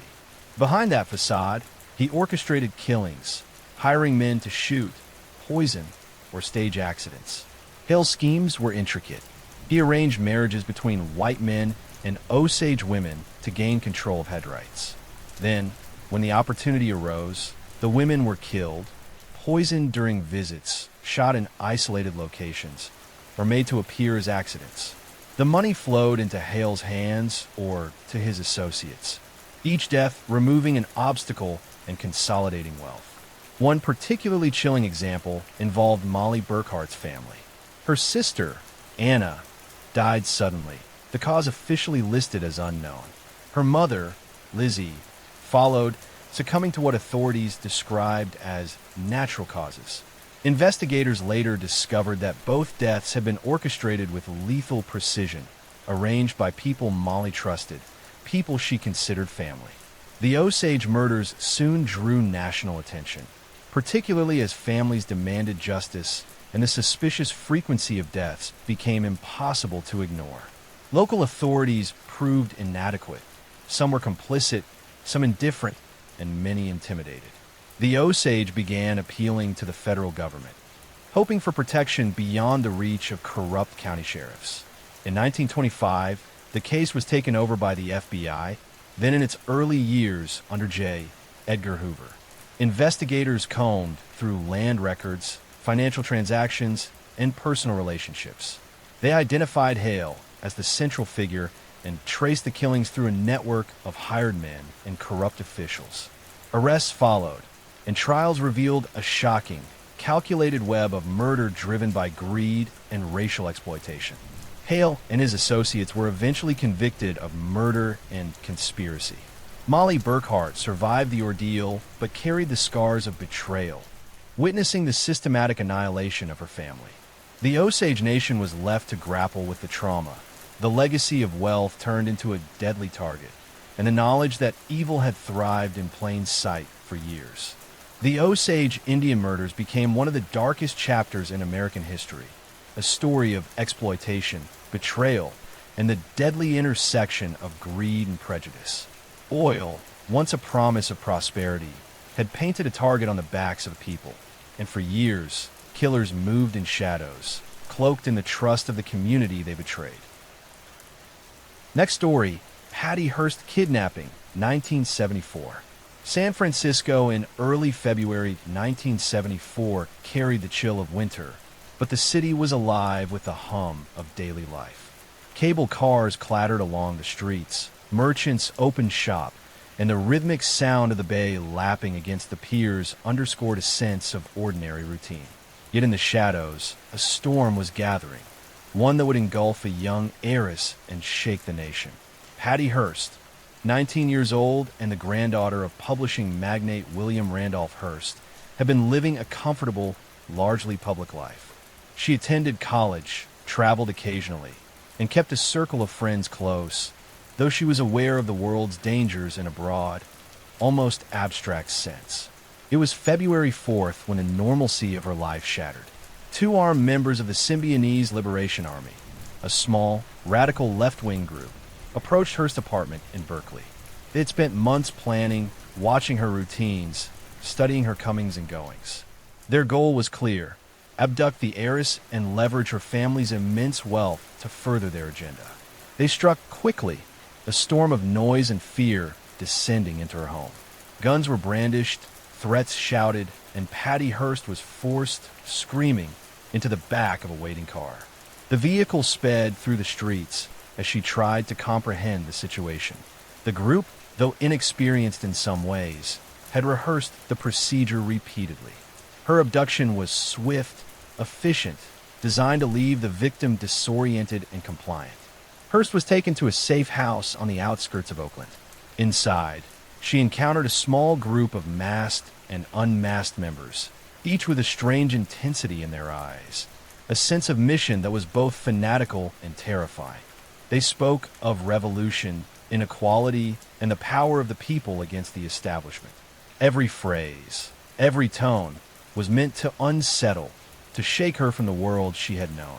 The first hours were disorienting. Patty Hearst was blindfolded, her hands bound, and forced to sit silently as the SLA laid out their demands. They issued a tape-recorded message for the media. The Hearst family must comply with instructions to secure the release of political prisoners and contribute to the revolutionary cause, or the heiress would suffer dire consequences. Her captors rotated constantly, some monitoring her directly, others carrying out errands, leaving her alone only in sparse, starkly furnished rooms. The sense of isolation and unpredictability was deliberate, each day structured to erode her sense of control, to wear down resistance. Patty Hearst's family received the first instructions by mail, a demand for $2 million in food and money to be distributed to the poor, a bizarre mix of ransom and political statement. The requests were specific, detailed, and intimidating. The Hearst family, though wealthy beyond measure, was thrown into a world of fear and negotiation that no amount of money could immediately alleviate. Over the next weeks, Patty Hearst's captivity deepened. She was moved frequently, taken through back roads, hidden in safe houses, and introduced to a strange, almost cult-like environment. The SLA trained her in various tasks: physical drills, exercises in loyalty, even handling weapons. She was constantly monitored, her reactions scrutinized, her mind reshaped subtly but relentlessly. On one particularly long night, she was forced to watch her captors rehearse a bank robbery. The plan was precise, the roles clearly assigned. Patty was instructed in small details: how to act, what to do in case of police interference, how to handle money. The purpose was not only to integrate her into their operations, but also to break down the psychological barriers between victim and ideology. Then, in April 1974, the transformation became starkly visible. Patty Hearst appeared on surveillance footage and photographs participating in the Hibernia bank robbery in San Francisco. She carried a rifle, a bandolier across her chest, moving with the group as they executed the heist.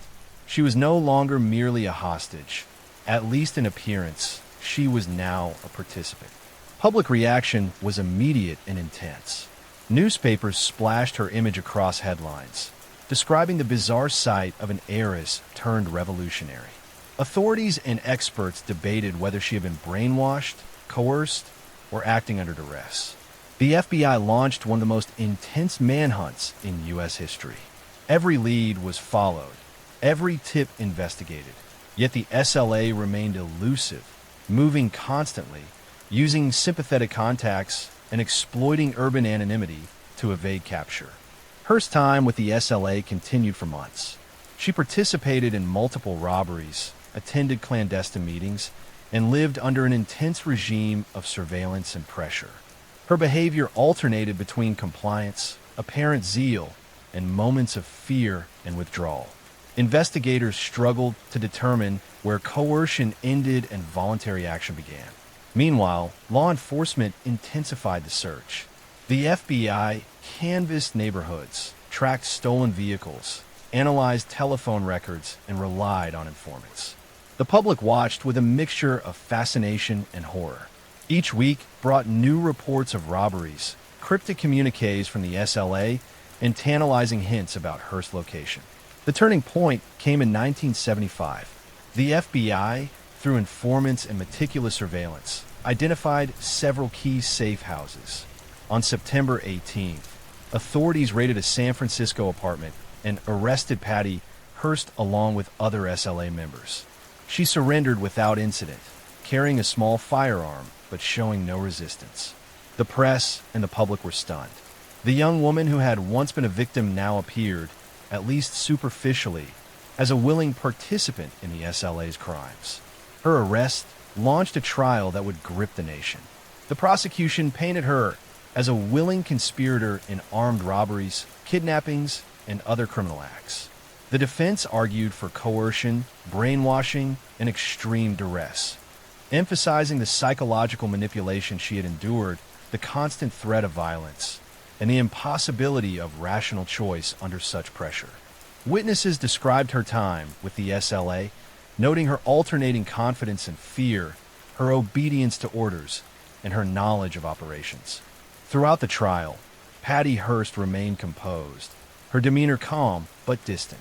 The court examined the intricacies of Stockholm Syndrome, coercion, and psychological transformation. For months, the nation debated her culpability, torn between sympathy for her as a victim and outrage at her apparent participation in violent acts. Ultimately, in 1976, Hearst was convicted of bank robbery and sentenced to 7 years in prison, though President Jimmy Carter commuted her sentence in 1979 after she had served nearly 2 years. Her case became a seminal study in the complexities of coercion, the boundaries of free will, and the unpredictable effects of extreme psychological manipulation. Patty Hearst emerged from prison into a world that would never fully forget her story. Interviews, books, and documentaries explored her experience in exhaustive detail. Yet the story was never simply about crime or punishment. It was about survival under unimaginable pressure, the slow erosion of identity, and the strange, terrifying power that human fear and manipulation can exert. Next story, kidnapping of Elizabeth Smart, USA, 2002. Salt Lake City in June 2002 had its usual late spring warmth, the streets alive with the hum of traffic and the occasional chatter of children playing in yards. The Smart family's home in the suburb of North Salt Lake was quiet, a typical neighborhood lined with well-kept lawns and sidewalks that caught the afternoon sun. To anyone passing by, it seemed perfectly ordinary. Inside, however, the rhythms of a family preparing for the week ahead would soon be shattered. Elizabeth Smart, 14 years old, had spent the day in her bedroom, finishing homework and preparing for the evening. Her family was scattered through the house, her parents in their offices, her siblings in various rooms. The house had locks, alarms, and a sense of security that comes from familiarity. Yet the illusion of safety is fragile, and the intrusion of danger often arrives without warning. At approximately 9 p.m., Elizabeth was taken from her own bedroom. The abductor, later identified as Brian David Mitchell, was not someone she knew well, though he had lived in the area and had interacted with local communities. His approach was careful and calculated, aimed at minimizing the risk of immediate detection. He entered the house, navigated through the rooms with knowledge of the layout, and removed Elizabeth from her home. In less than a moment, the girl who had been quietly going about her evening was gone, leaving only the faintest signs of struggle and confusion behind. The disappearance was noticed quickly by Elizabeth's parents. Her absence from dinner and from family routines prompted immediate concern. Calls to neighbors, searches of the property, and eventual notification to law enforcement set into motion a massive, coordinated response. Within hours, local police had expanded the search radius, considering not just the immediate vicinity, but the possibility of abduction to other areas, and alerts were sent to neighboring jurisdictions. The psychological impact on Elizabeth's family was immediate and profound. Her parents, Ed and Lois Smart, felt a mounting dread that evolved into a relentless campaign to recover their daughter. Their lives became dominated by phone calls, press briefings, and coordination with investigators. Media coverage intensified rapidly. News outlets broadcast images of Elizabeth, detailed descriptions, and pleas for information, transforming her disappearance into a national story. Meanwhile, Elizabeth was taken to a remote area, concealed from casual observers and authorities. Mitchell, often accompanied by Wanda Barzee, his wife and accomplice, employed manipulation and psychological control to keep Elizabeth compliant. They moved her frequently, relocating to homes, campsites, and unfamiliar terrain across Utah. At times, the young girl was confined indoors, at others led along isolated trails and wooded areas. The conditions were difficult, designed to isolate her from both the world she knew and any potential helpers. The kidnappers implemented a combination of fear, religious justification, and coercion. Elizabeth was instructed to call Mitchell prophet and was told she was destined for a purpose that necessitated obedience. They alternated between threats of violence and promises of protection, creating a psychological environment where compliance seemed safer than resistance. Despite her youth, Elizabeth quickly learned to navigate the unpredictable moods and rules imposed by her captors, relying on careful observation and internalized strategies to survive. As days turned into weeks, Elizabeth's situation remained precarious. She was moved repeatedly to prevent tracking, often in vehicles with tinted windows or under cover of night. She endured hunger, physical discomfort, and the constant stress of captivity. Her ability to remain calm, observe details, and remember routes, landmarks, and interactions would later become crucial in piecing together the movements of her abductors. Law enforcement agencies, including local police, the FBI, and search teams, coordinated extensive operations. Neighborhoods were canvassed, roadblocks were established, and tip lines were activated. Volunteers participated in searches of wilderness areas, abandoned structures, and other potential hiding locations. Investigators reviewed past incidents involving Mitchell and Barzee, uncovering patterns of behavior and previous criminal activity that informed their understanding of the risks and methods involved. Media coverage played a dual role, spreading awareness to potentially key witnesses while also presenting challenges in maintaining the confidentiality and safety of search operations. Families and community members were mobilized, distributing flyers, attending rallies, and organizing searches. The story resonated with the public, touching a deep sense of vulnerability and concern for children everywhere. The breakthrough came in March 2003, 9 months after the abduction, when Elizabeth was spotted with Mitchell and Barzee in Sandy, Utah. A local resident recognized her from media coverage and contacted authorities. Police moved cautiously, surveilling the situation to ensure Elizabeth's safety. When the opportunity arose, they intervened. Elizabeth was found alive, alert, and physically unharmed, though emotionally affected by months of captivity, manipulation, and uncertainty. Mitchell and Barzy were arrested without incident, ending the prolonged ordeal. The investigation following her recovery was meticulous.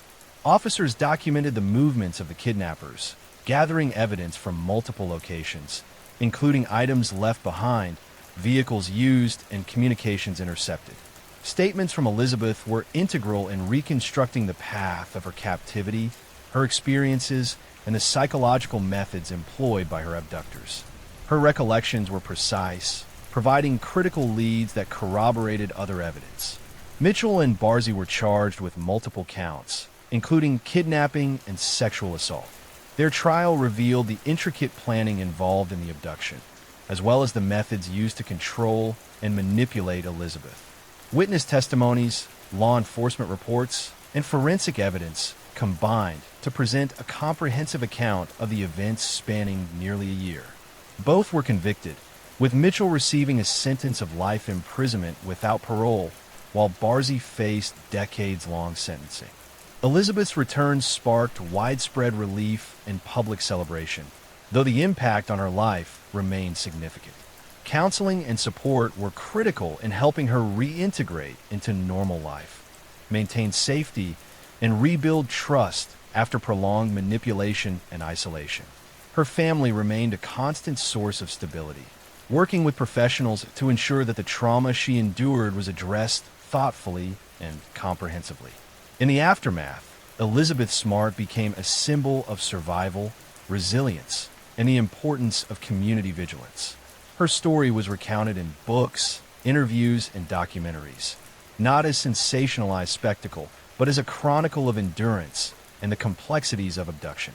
Her experience illustrated both the dangers children face from opportunistic and organized criminals and the efficacy of coordinated law enforcement, community involvement, and public awareness in resolving cases. Years later, Elizabeth continues to speak publicly about her experiences, advocating for child safety, awareness, and prevention programs. Her advocacy draws upon both the details of her captivity and the systemic lessons from the investigation, offering practical guidance alongside personal testimony. While her story began with fear and uncertainty, it evolved into a narrative of agency, recovery, and contribution to society. The kidnapping of Elizabeth Smart remains one of the most well-documented and instructive cases in modern U.S. criminal history. The streets of Salt Lake City, once marked by the quiet terror of that night, regained their normal rhythms. Elizabeth returned home, her family restored to the protective patterns of everyday life, while law enforcement agencies continued to monitor, refine, and improve methods to prevent similar crimes. Her story, however, remains a lasting reminder of both the vulnerability and the resilience inherent in human experience.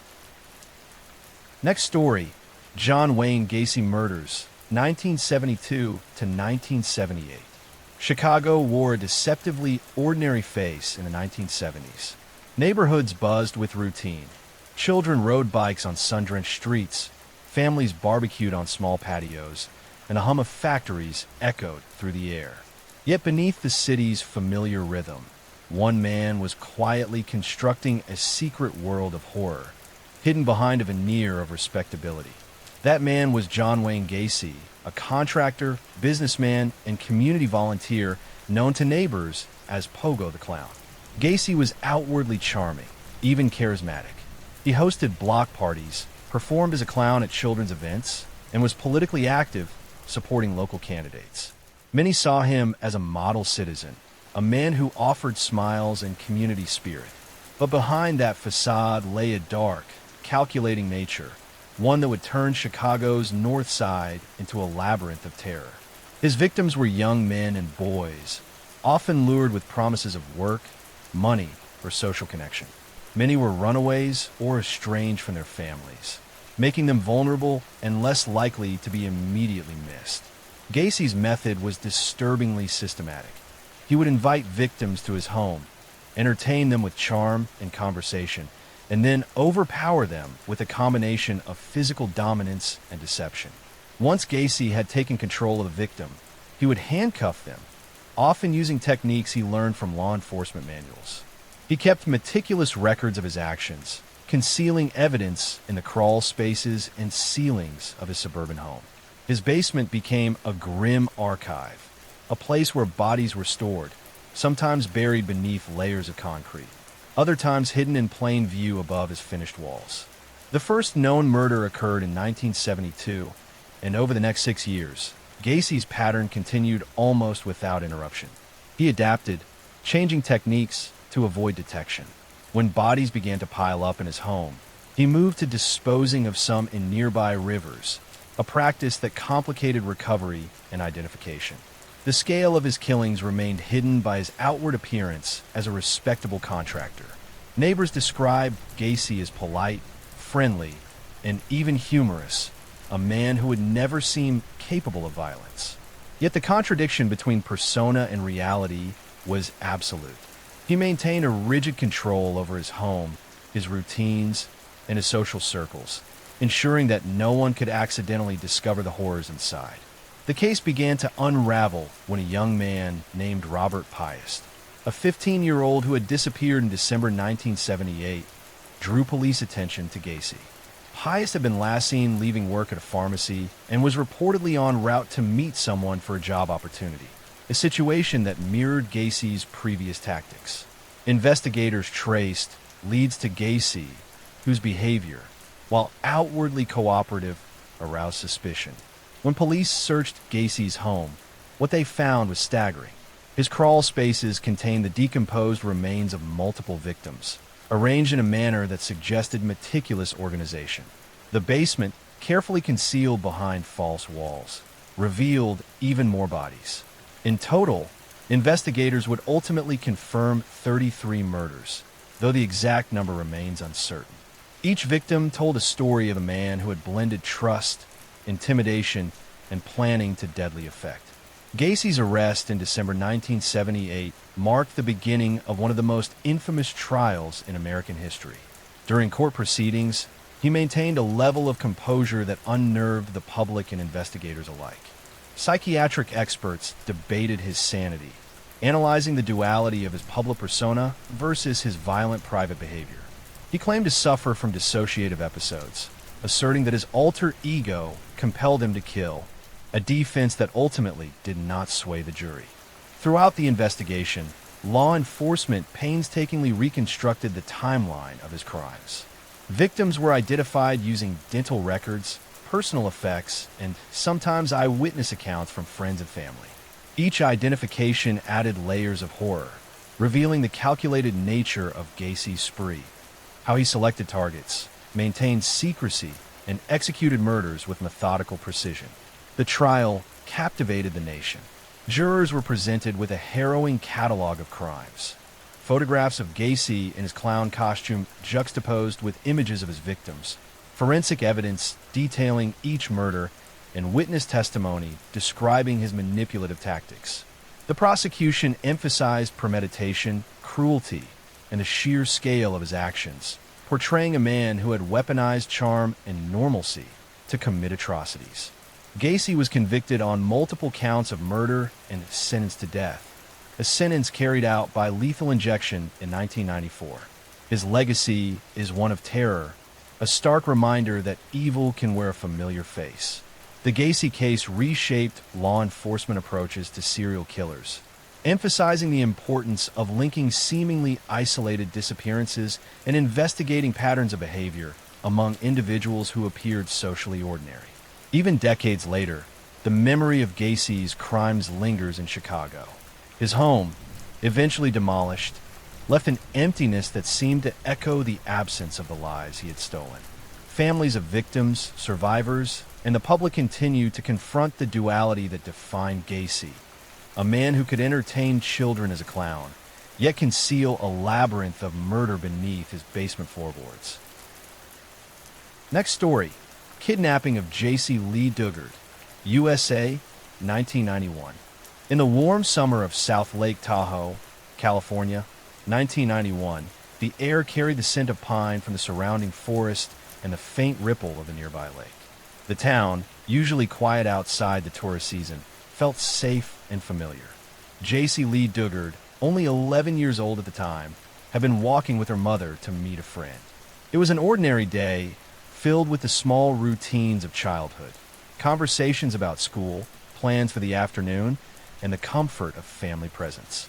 No one imagined that by the time the day ended, the ordinary would be replaced by something extraordinary and terrifying. As JC approached a parked car, a man emerged from the shadows. Philip Garrido, a man with a criminal record and a history of abduction, had been observing for some time. His movements were deliberate, his planning meticulous, as he sought a victim he could control. In seconds, he had seized JC, placing her into the vehicle and removing her from the familiar streets she had known her entire life. It was an act of sudden violence that shattered the calm of the neighborhood and ignited a search that would span decades. Her disappearance was immediately noticed by her family. Her mother, living just blocks away, realized JC had vanished and called the authorities. Local police and investigators launched an intensive search, coordinating with community volunteers, local media, and surrounding law enforcement agencies. Flyers, photographs, and broadcast alerts spread JC's image across towns and counties. Despite their efforts, the trail quickly went cold. Garrido had meticulously concealed his tracks, taking her far enough from immediate help that the usual search tactics were rendered ineffective. Garrido's approach to control was both manipulative and cruel. Once taken, JC was moved to a secluded area on Garrido's property in Antioch, California, a property that he had modified to serve as a containment space. Hidden from view, the location became a place of confinement and psychological domination. He and his wife, Nancy Garrido, who participated in the abduction, established rules and routines designed to prevent escape and to maintain compliance from their captive. JC was subjected to isolation, threats, and manipulation, creating a situation where her survival depended on careful adherence to imposed boundaries. During the years of her captivity, JC's world was extremely limited. She rarely encountered anyone outside her captors. Her movements were tightly controlled. The Garridos alternated between acts of control and seemingly mundane normalcy to enforce obedience and create a dependency. She was subjected to both fear and coercion, but also conditioned to believe that compliance was the safest path, a lesson she would use repeatedly to navigate the unpredictable dynamics of her imprisonment.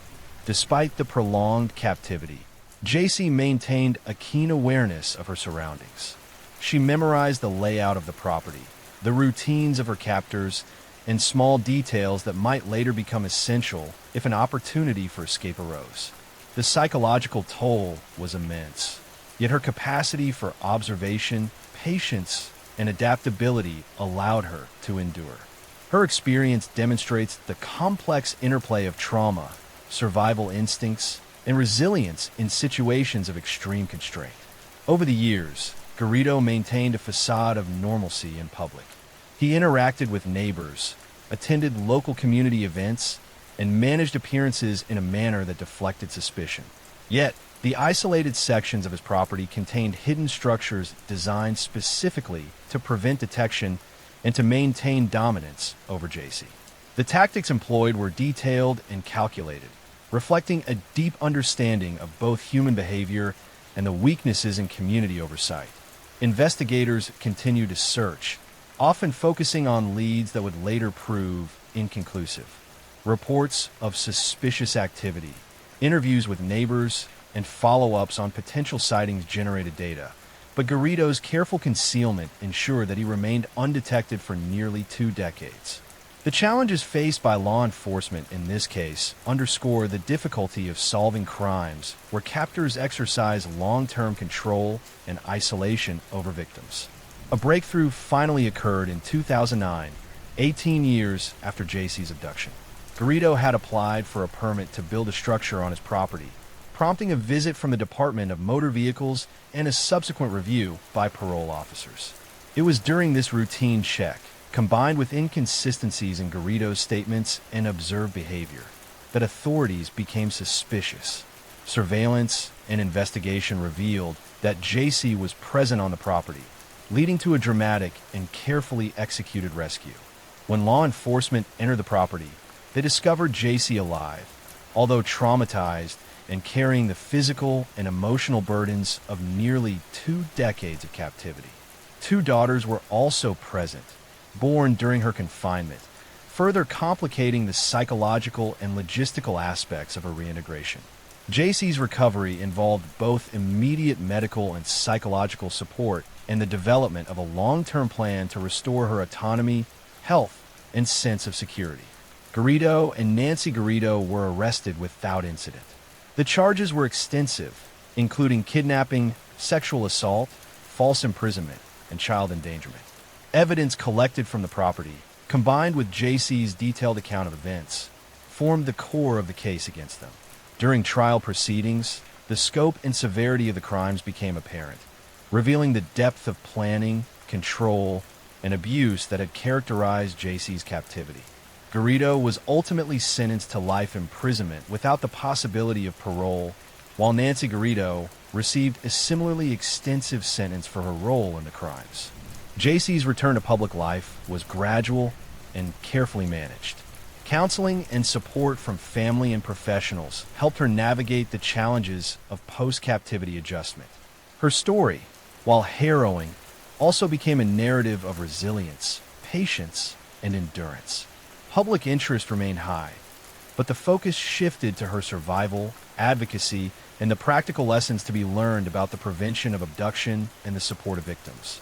Following her rescue, JC has dedicated herself to advocacy, public speaking, and writing, providing first-hand insight into the realities of long-term abduction and captivity.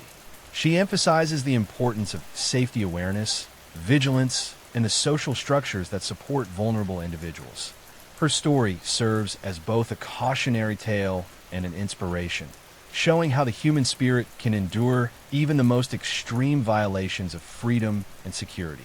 While the streets of South Lake Tahoe regained their normal rhythms, the memory of JC's abduction and prolonged captivity remained a stark reminder of the potential dangers hidden behind seemingly ordinary facades.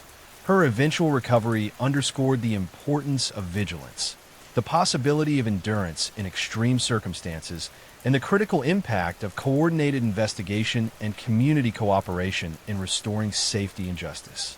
J.C. Lee Dugard's experience remains one of the most remarkable and instructive cases of long-term abduction in recent American history. Next story, Cleveland Kidnappings. Amanda Berry, Gina DeJesus, and Michelle Knight. USA, 2002 to 2013. In the heart of Cleveland, Ohio, the early 2000s carried the familiar rhythm of an American city trying to balance growth, community, and the quiet safety of everyday life. Streets hummed with the sounds of cars, children walking home from school, and neighbors exchanging casual greetings. But beneath the ordinary facade, a shadow moved through the city, unnoticed for years. Between 2002 and 2004, 3 young women, Amanda Berry, Gina DeJesus, and Michelle Knight, disappeared under circumstances that would bewilder law enforcement and haunt the local community for over a decade.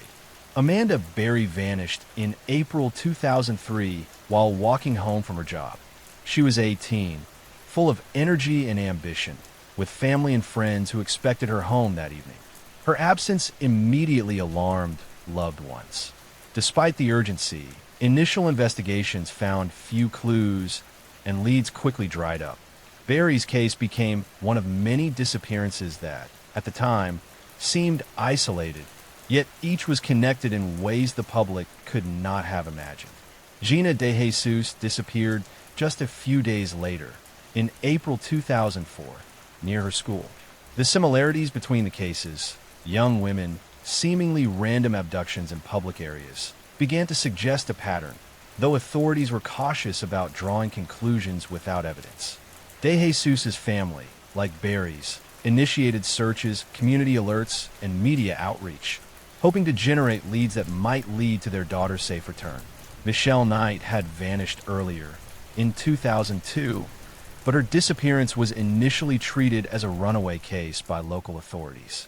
Her family continued to press for answers, facing frustration as procedural delays and a lack of initial evidence slowed the investigation.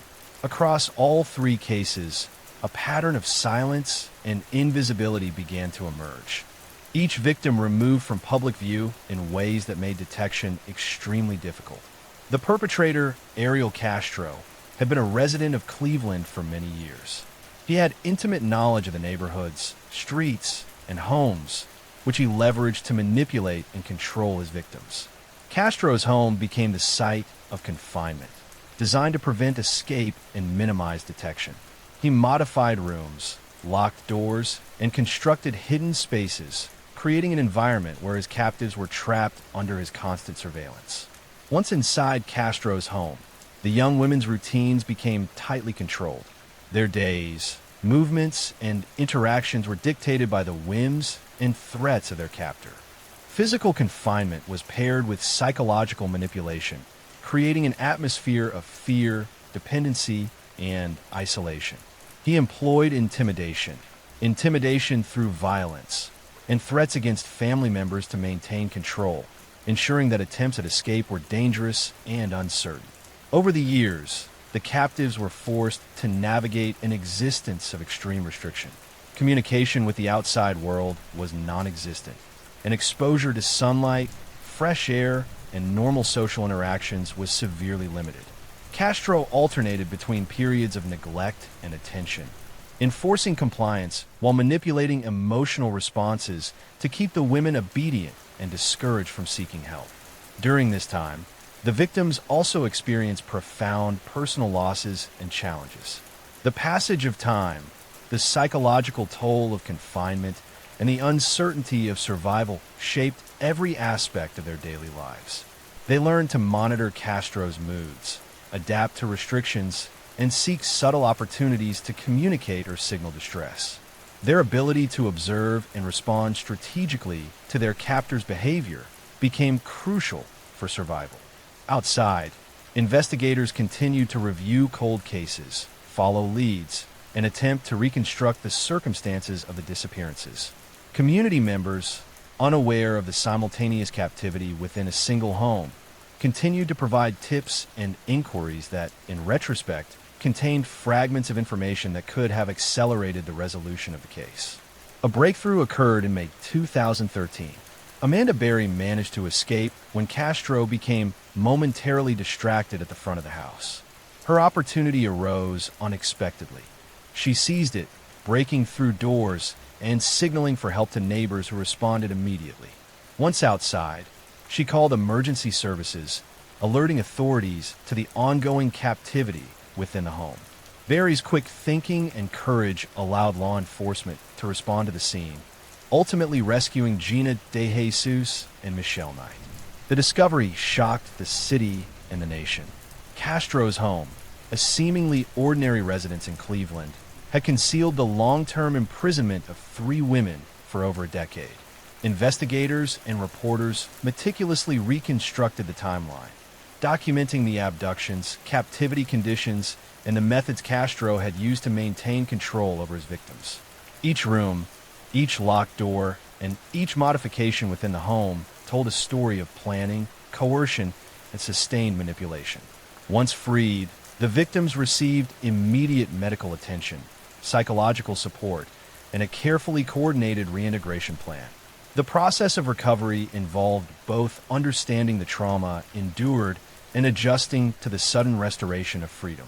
They were reintroduced to family, friends, and the broader world while receiving professional assistance to navigate the complex psychological aftermath of their captivity. Castro was arrested without resistance. He faced charges including kidnapping, rape, and aggravated murder, reflecting the severity and duration of his crimes. Evidence collected from the home, combined with victim testimony and prior reports, formed the basis of his prosecution. During trial, the conditions of the home, the detailed accounts of years of abuse, and the coordinated surveillance revealed the full extent of his manipulation and criminal intent. The sentencing phase concluded with Castro receiving multiple life sentences without the possibility of parole, ensuring that he would remain confined for the remainder of his life. The legal proceedings drew national attention, highlighting both the extraordinary resilience of the victims and the meticulous criminal planning that had allowed such a prolonged series of abductions to occur unnoticed. In the months following the rescue, Cleveland became a city defined by both horror and relief. Families reunited. Neighborhoods reflected on how 3 young women could be held captive without detection, and law enforcement agencies reviewed procedures, community policing strategies, and missing person protocols. Public education campaigns and increased vigilance followed, aimed at preventing future cases of abduction and improving rapid response to suspicious activity. While the city streets returned to their daily rhythms, the memory of the abductions lingered in the consciousness of Cleveland. The home that had hidden years of confinement became a symbol of vigilance, not of despair, as authorities and citizens alike worked to ensure such violations would be less likely to occur again. The years of captivity, the conditions endured, and the resilience displayed by the women created a story of survival intertwined with the lessons of prevention, oversight, and human awareness. Next story, John Wayne Gacy murders, 1972 to 1978. Chicago wore a deceptively ordinary face in the 1970s. Neighborhoods buzzed with routine. Children rode bikes on sun-drenched streets. Families barbecued on small patios, and the hum of factories echoed through the air. Yet beneath the city's familiar rhythm, one man was quietly constructing a secret world of horror, hidden behind a veneer of respectability. That man was John Wayne Gacy, a contractor, businessman, and community volunteer known to neighbors as Pogo the Clown. Gacy was outwardly charming, even charismatic. He hosted block parties, performed as a clown at children's events, and was politically active, supporting local candidates. Many saw him as a model citizen, a man who offered smiles and community spirit. But behind that facade lay a dark, calculating nature, one that would turn Chicago's North Side into a labyrinth of terror. His victims were young men and boys, often lured with promises of work, money, or social connection. Many were runaways or estranged from their families, making them vulnerable and less likely to be immediately missed. Gacy's method was disturbingly systematic. He would invite victims to his home, entertain them with charm and conversation, and then overpower them with a combination of physical dominance and deception. Once Gacy had taken control of a victim, he would handcuff them, often using techniques he learned from law enforcement manuals. He kept meticulous records of his actions, concealing evidence in the crawl spaces and ceilings of his suburban home. His basement became a grim archive, a place where bodies were stored, sometimes buried beneath layers of concrete, other times hidden in plain view above his finished walls. The first known murder occurred in 1972, and over the next 6 years, Gacy's pattern continued almost without interruption. He adapted, changing techniques to avoid detection. When bodies began to pile up in his home, he moved to disposing of some in nearby rivers, a practice that complicated recovery and identification. The scale of his killings remained hidden by his outward appearance as a respectable contractor. Neighbors described Gacy as polite, friendly, and even humorous, a man who would never seem capable of violence. Yet the contradiction between persona and reality was absolute. He maintained a rigid control over his home, his routines, and his social circles, ensuring that no one could accidentally discover the horrors inside. The case began to unravel when a young man named Robert Piest, a 15-year-old who had disappeared in December 1978, drew police attention to Gacy. Piest had been last seen leaving work at a pharmacy and was reportedly en route to meet someone for a job opportunity, a situation that mirrored Gacy's previous tactics. Investigators traced leads to Gacy, whose behavior, while outwardly cooperative, aroused suspicion. When police searched Gacy's home, what they found was staggering. His crawl spaces contained the decomposed remains of multiple victims, arranged in a manner that suggested meticulous organization. The basement, carefully concealed behind false walls, revealed even more bodies.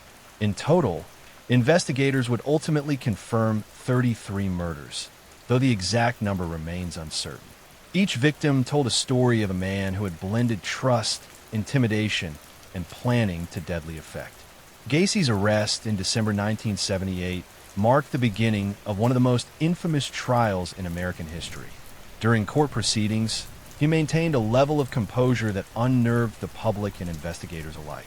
Psychiatric experts debated his sanity, analyzing the duality of his public persona versus his violent private behavior. He claimed to suffer from dissociative episodes, asserting that his alter ego compelled him to kill, a defense that ultimately did not sway the jury. Throughout the investigation, law enforcement painstakingly reconstructed the timeline of his crimes. Victims were identified using dental records, personal effects, and sometimes eyewitness accounts from friends and family. Each identification added layers of horror, revealing the calculated nature of Gacy's spree. How he selected targets, maintained secrecy, and executed murders with methodical precision. The trial captivated the nation. Jurors were presented with a harrowing catalog of crimes. Photographs of Gacy in his clown costume juxtaposed with images of his victims, forensic evidence detailing each murder, and witness testimony describing his manipulative tactics. The prosecution emphasized premeditation, cruelty, and the sheer scale of his actions, portraying a man who had weaponized charm and normalcy to commit atrocities. Gacy was convicted on multiple counts of murder and sentenced to death, a sentence carried out by lethal injection in 1994. His legacy is one of terror, a stark reminder that evil can wear a familiar face. The Gacy case reshaped law enforcement approaches to serial killers, emphasizing the importance of linking seemingly isolated disappearances and investigating patterns of behavior among individuals who appeared socially ordinary. Even decades later, the memory of Gacy's crimes lingers in Chicago. His home, eventually demolished, left an emptiness that seemed to echo the absence of the lives he had stolen. Families of victims, survivors, and the public continue to confront the duality that defined Gacy, a man who could entertain children as a clown, yet conceal a labyrinth of murder beneath his basement floorboards. Next story, Seville, Kent, the Mr. Witcher case, England, 1860s. The quiet village of Road Hill House in Wiltshire, England, seemed a picture of Victorian propriety in June 1860. Manicured gardens, tidy households, and orderly families gave the impression of peace and stability.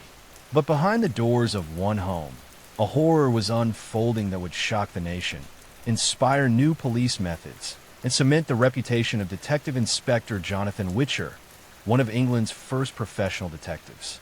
Seville, Kent, a 3-year-old boy, was the son of the wealthy Kent family. The house was large, filled with staff, and carefully managed. Yet one morning, young Seville was discovered missing. The family assumed at first that he had wandered off, but it quickly became clear that this was no ordinary disappearance. Panic spread through the household, and local authorities were summoned to investigate. Jonathan Witcher, an inspector with Scotland Yard, arrived to take the case.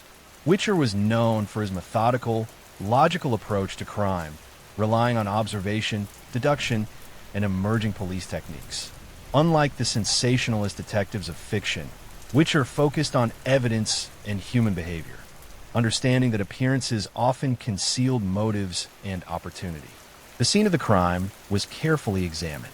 The household was combed for clues, servants interviewed, and the environment analyzed for inconsistencies. Witcher noticed small details others overlooked: footprints in the mud, signs of forced entry, and the location of personal items that seemed out of place. From the beginning, he suspected that the crime had occurred within the household itself, rather than at the hands of an outsider. Days later, the boy's body was discovered in a remote part of the house, brutally murdered. The nature of the crime, a child killed in his own home, sent shockwaves through the community. The brutality contrasted sharply with the orderly life the family had presented to the world. The house, once a symbol of security, now represented terror and betrayal. Witcher's investigation focused on the family and staff, particularly Constance Kent, Seville's 12-year-old half-sister. Evidence suggested that she had knowledge of the crime and possibly involvement. Her behavior during questioning, the inconsistencies in her story, and her unusual familiarity with areas of the house raised suspicion. Witcher believed the murder was premeditated, involving knowledge of household routines and access to keys, hallways, and children's rooms. The case became a media sensation. Newspapers across England reported on every detail, from the discovery of the body to Witcher's relentless pursuit of clues. Public fascination was fueled by the combination of wealth, innocence, and brutality. A young child murdered in a refined household, with an investigator challenging assumptions and digging into family secrets. Pamphlets and illustrations circulated, depicting the crime scene and suspects, capturing the Victorian imagination. Witcher faced resistance from the family and community. Many could not believe that a young girl could commit such a crime, and the idea that the murderer was someone inside the house was deeply uncomfortable. Yet the evidence mounted. The trajectory of events, the placement of the child's body, and admissions made under questioning all pointed to Constance. The case highlighted both the emerging professionalism of police work and the biases of society, particularly regarding age, gender, and social status. Eventually, Constance King confessed to the murder, though some historians argue her confession may have been influenced by guilt, fear, and pressure from authorities rather than full clarity about her motives. She was tried and convicted, sentenced to death, though her sentence was later commuted to life imprisonment. Witcher's meticulous investigation was celebrated in some quarters and criticized in others, particularly by those who resented the implication that a family could harbor such darkness within its walls. The Mr. Witcher case is remembered for its impact on both policing and public perception. Witcher's methods, careful observation, reliance on evidence, and psychological insight became a model for detectives in England and beyond. The case also demonstrated the uncomfortable reality that violence could emerge from the most seemingly respectable households, and that children, often seen as innocent, could harbor motives and capability for murder. In the years following the trial, the case entered legend. Writers, journalists, and later historians revisited it, analyzing the events, the investigation, and the societal reactions. The murder of Seville, Kent became emblematic of Victorian anxieties about family, morality, and the hidden potential for evil in everyday life. Witcher himself became a figure of fascination, celebrated for his insight, yet also portrayed as relentless, sometimes obsessive, in pursuit of the truth.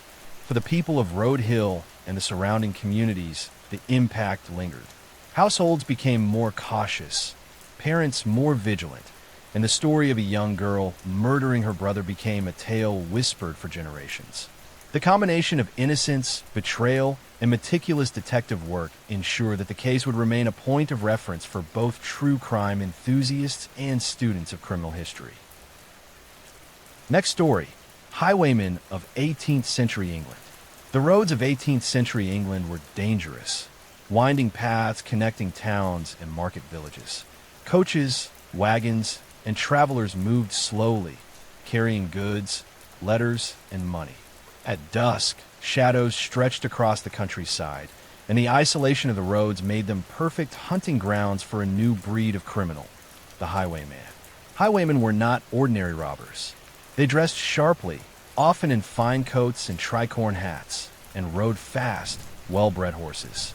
They used speed, intimidation, and theatrics to terrify their victims. The most notorious among them, like Dick Turpin and Claude Duval, became legends for their daring and audacity. Some claimed charm as much as cruelty, holding up travelers at pistol point while maintaining a polite or even gallant demeanor. Travel in rural England was difficult. Inns were scattered, and the roads were poorly maintained, muddy, or overgrown. Merchants and travelers carried gold, jewelry, and letters of credit. These roads became the stage for robbery, ambush, and occasionally murder. Highwaymen often worked in pairs or small groups, striking where escape routes were clear and law enforcement weak. Dick Turpin, perhaps the most infamous of all, became a symbol of the era. Born in 1705, Turpin began with petty theft, but quickly escalated to highway robbery and murder. He was known for his intelligence, speed on horseback, and a flair for dramatics. Stories of his rides through the countryside, often portrayed as daring escapes from pursuers, spread widely, though many tales were exaggerated or romanticized over time. Claude Duval, another legendary highwayman, became notorious not just for robbery, but for his audacious charm.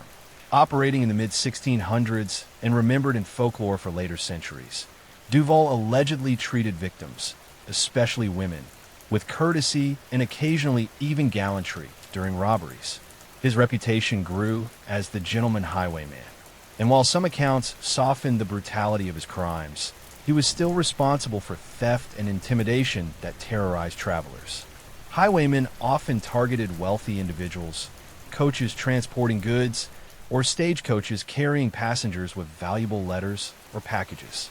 They relied on speed, precision, and surprise, sometimes forcing drivers to stop with pistols raised, demanding purses, jewels, or letters of credit.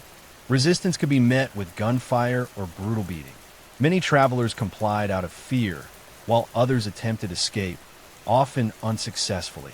Pursuit and capture were difficult.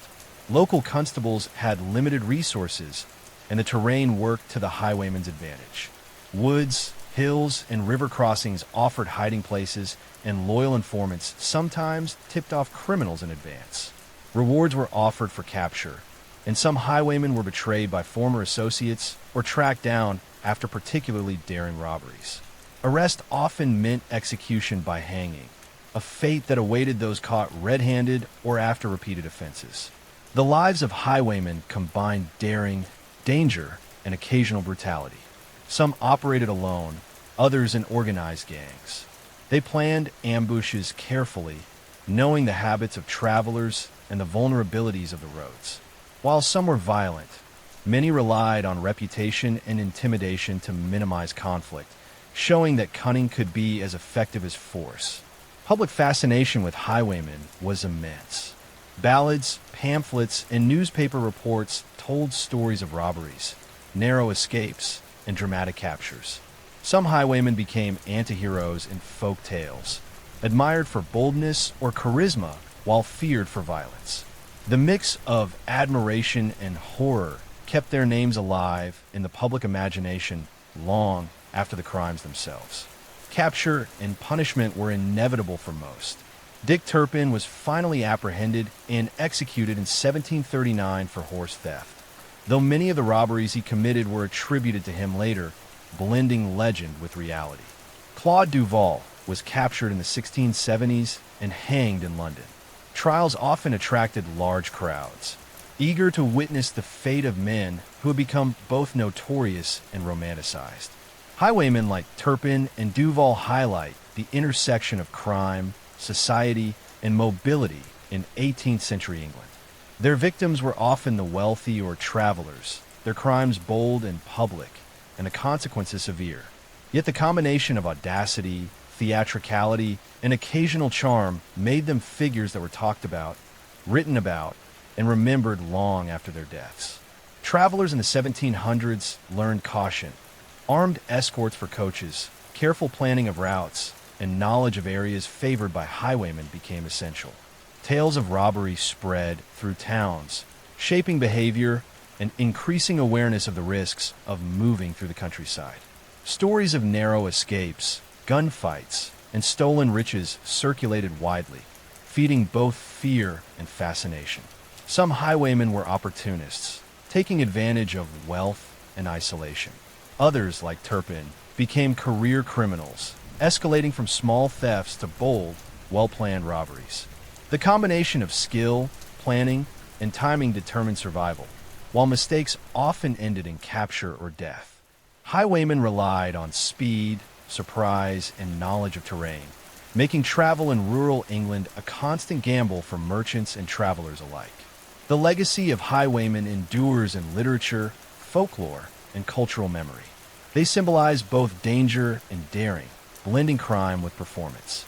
Their lives were short, risky, and often violent, but the stories of their audacious exploits, whether entirely accurate or embellished, ensured that their names survived. Roadside inns, stagecoach routes, and market towns all became part of the narrative, setting the stage for the exploits that captured public imagination. In the countryside, shadows on lonely roads carried threat. Horses' hooves, a sudden call, or the glint of a pistol in the moonlight could signal robbery and confrontation. Victims had little recourse but compliance, escape, or luck. Law enforcement, limited and scattered, was slow to respond, allowing highwaymen to cultivate reputations that were both feared and admired.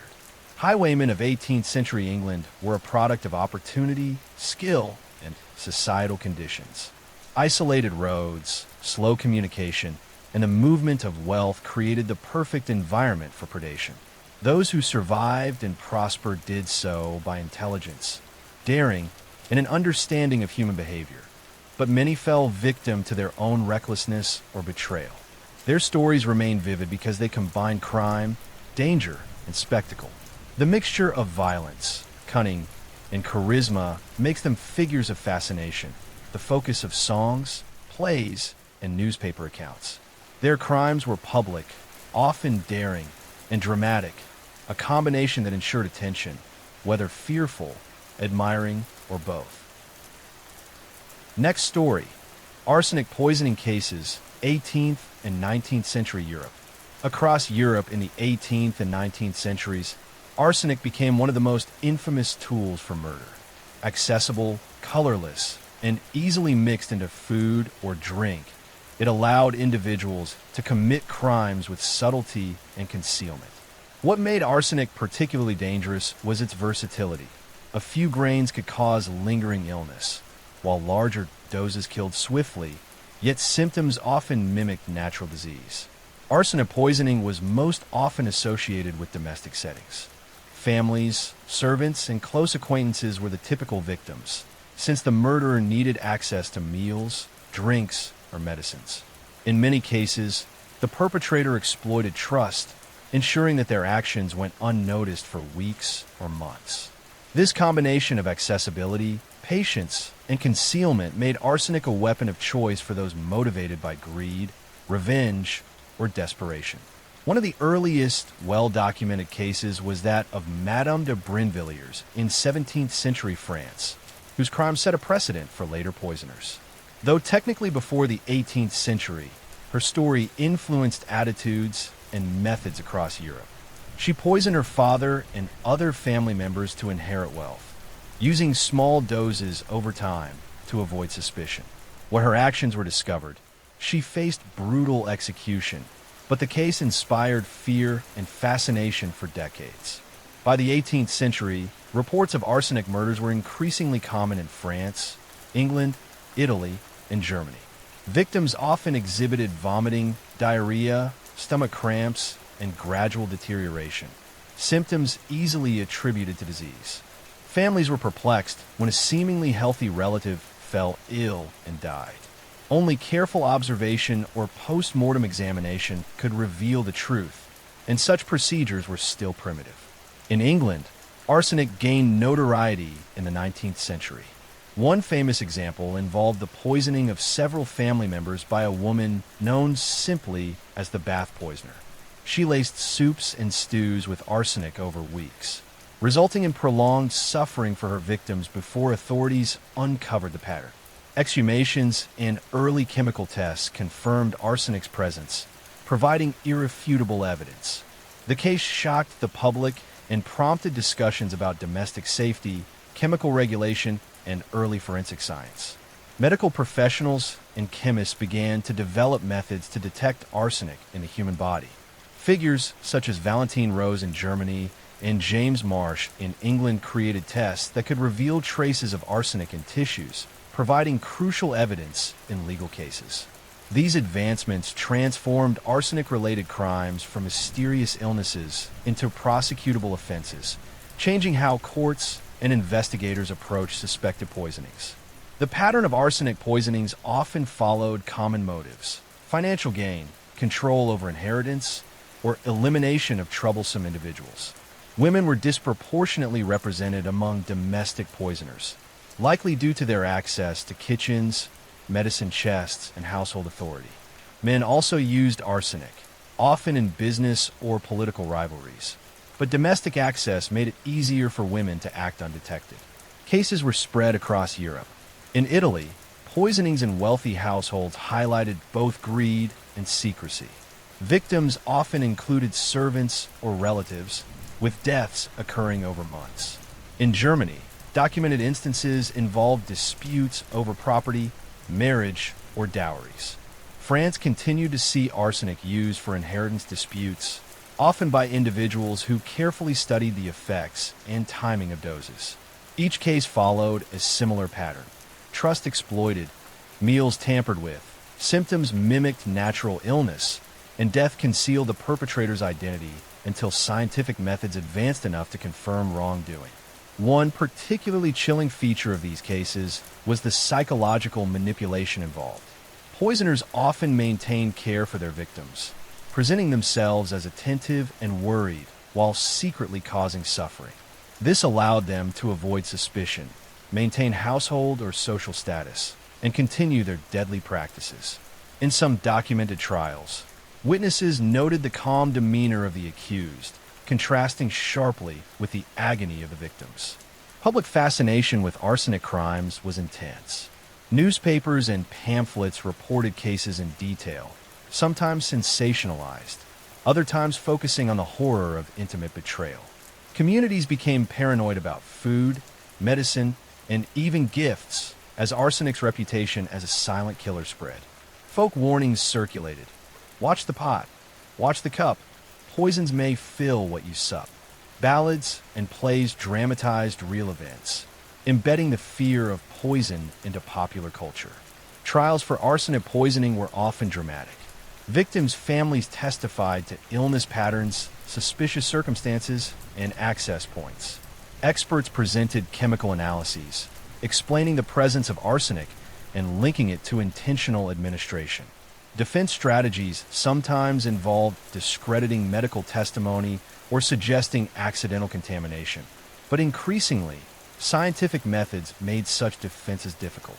Convictions became more common as evidence strengthened. One notorious series of cases involved multiple generations of a single family in France, where a woman allegedly poisoned her husband, children, and extended family members over years, using careful timing and small doses. The pattern was only uncovered after persistent illness, exhumations, and chemical testing revealed arsenic in multiple corpses. The trial captivated Paris and led to execution, reinforcing public awareness of poison's dangers and the need for careful scrutiny of domestic death. By the mid-19th century, arsenic poisoning had become a widespread concern, prompting authorities to regulate the sale of chemicals and monitor suspected cases more closely. Apothecaries and merchants were required to record arsenic purchases, and households became more vigilant about preparation and storage of food and drink. Despite these precautions, arsenic remained a potent weapon due to its accessibility, ease of use, and difficulty of immediate detection. Some arsenic cases were opportunistic, while others were premeditated over months. Poisoners often learned through trial and error, experimenting on animals or administering small doses to humans to gauge effects. Victims might linger, suffering nausea, cramping, and weakness, unaware that the cause was deliberate. This slow, methodical approach allowed perpetrators to act without immediate risk of discovery, heightening both horror and fascination. The legacy of arsenic poisonings is twofold: the development of early forensic science and the enduring fear of domestic betrayal. Families and communities learned that danger could lurk in kitchens and medicine cabinets, that trust could be exploited, and that deaths might not always be natural. Across Europe, arsenic poisoners left a trail of fear, grief, and fascination. Their crimes were often intimate, exploiting social norms, domestic access, and medical ignorance. Yet they also inadvertently advanced the understanding of chemistry, medicine, and law enforcement, as each case prompted investigation, testing, and legal scrutiny. Newspapers, court records, and later historical accounts preserved the chilling details, creating a record of one of history's most insidious forms of murder. Next story, Jonathan Wild versus Jack Sheppard, England, early 18th century. London in the early 1700s was a city of stark contrasts. Wealth and poverty existed side by side, with grand townhouses overlooking dark alleys where crime thrived. Pickpockets, thieves, and conmen were common, but among them, two figures stood out: Jonathan Wild, the so-called thief-taker general, and Jack Sheppard, a master burglar and escape artist. Their intertwined lives became legendary, a story of crime, cunning, and public fascination. Jonathan Wild was not a typical criminal.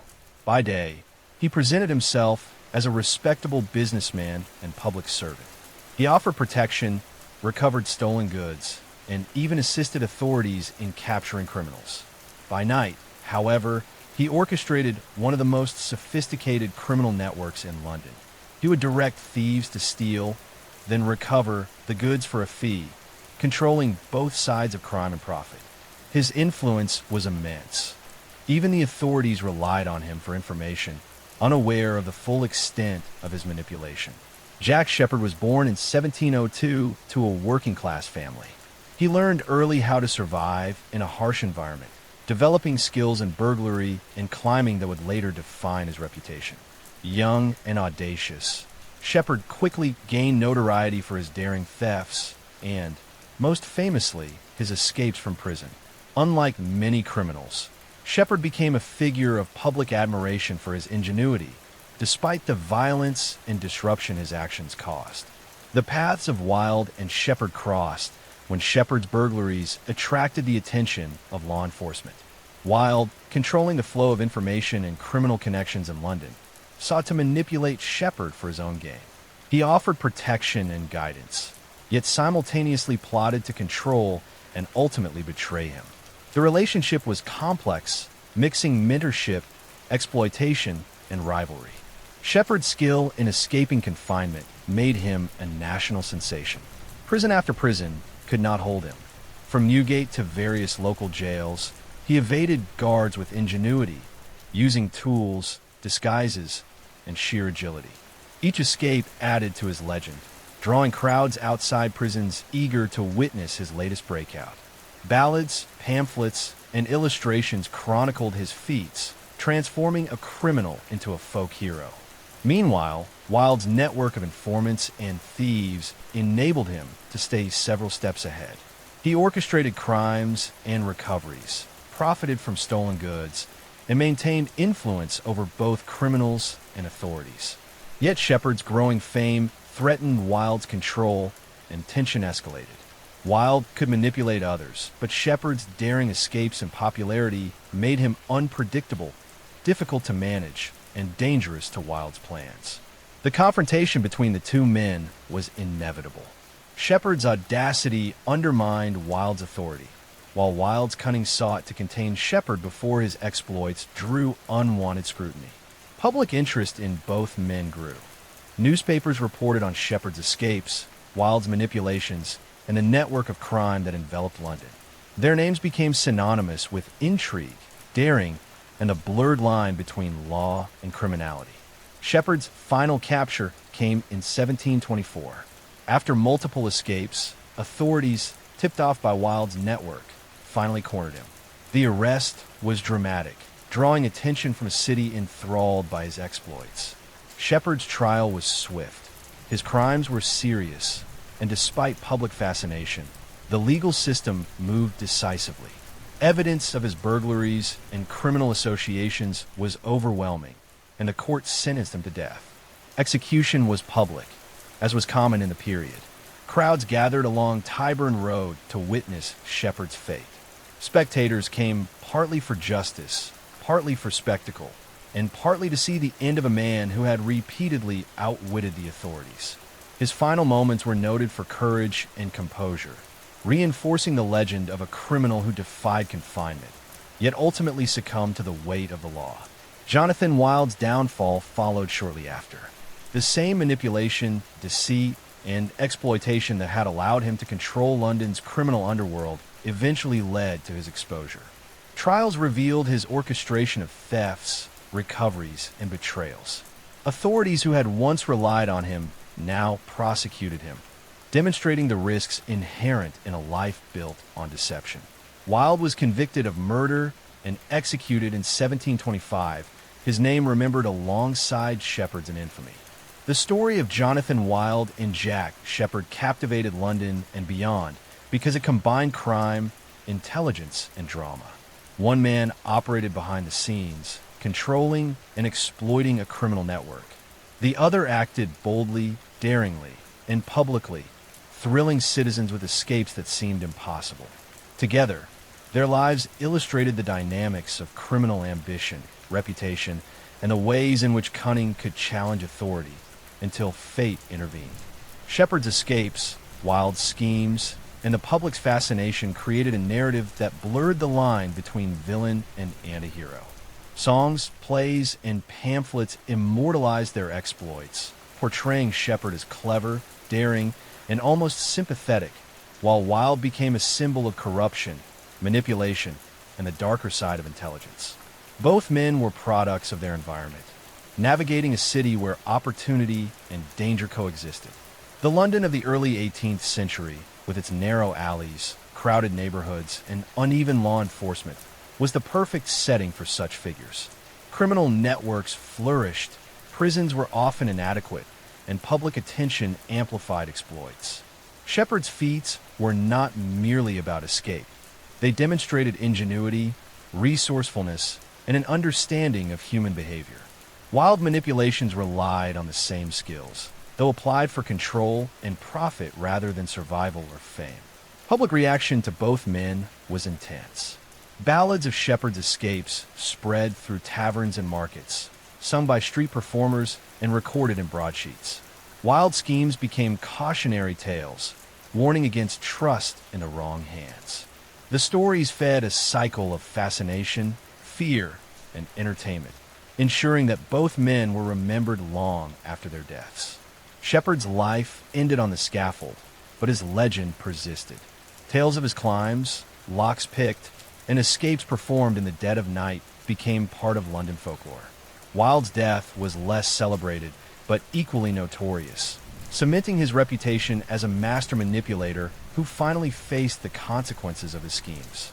Together, they represented two sides of criminal brilliance, one daring and visible, the other secretive and controlling. What made the saga particularly gripping was its theatricality. Sheppard's public escapes were almost stage performances, drawing attention and admiration, while Wilde's behind-the-scenes machinations revealed the power of intelligence, influence, and planning. Londoners could witness both the spectacle of audacious crime and the chilling efficiency of manipulation in the same era. Sheppard became a folk hero of cleverness and defiance, while Wilde's downfall highlighted the limits of deception and control. As decades passed, both men were immortalized in print, theater, and later historical accounts. Sheppard inspired novels, plays, and illustrations depicting his climbs, escapes, and confrontations with law enforcement. Next story, Boston Massacre in 1770. The streets of Boston in March 1770 were tense, cold, and crowded. The city was a small colonial town, but it felt like the center of a brewing storm. British troops had been stationed in the city to enforce order, and resentment simmered among the colonists. Merchants, artisans, and ordinary townspeople struggled with rising taxes and restrictions, and the presence of armed soldiers in their streets made every encounter feel charged with danger. On the evening of March 5th, a small crowd gathered outside the customs house on King Street. What began as a confrontation between a few colonists and soldiers quickly escalated. Taunts and jeers were exchanged. Stones, snowballs, and sticks were thrown. The air was thick with tension, fear, and anger. People shouted at one another, shouting at soldiers, soldiers shouting back. The crowd grew larger, swelling with townsfolk drawn to the commotion. Children, merchants, and laborers alike pressed close, curious, and frightened.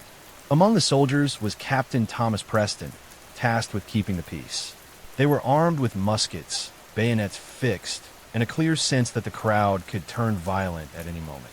Witnesses later described the soldiers as tense, their nerves frayed by days of harassment and provocation. Meanwhile, the colonists, emboldened by numbers and indignation, pressed closer, shouting insults and daring the troops to act. Then, in an instant, everything changed. Shots rang out. The precise details remain debated. Historians argue whether the soldiers fired on their own initiative or under Preston's orders. The result, however, was undeniable.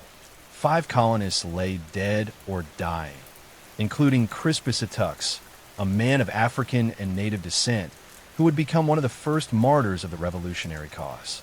Several others were wounded, some gravely. Blood stained the cobblestones, and the terrified crowd scattered, screaming.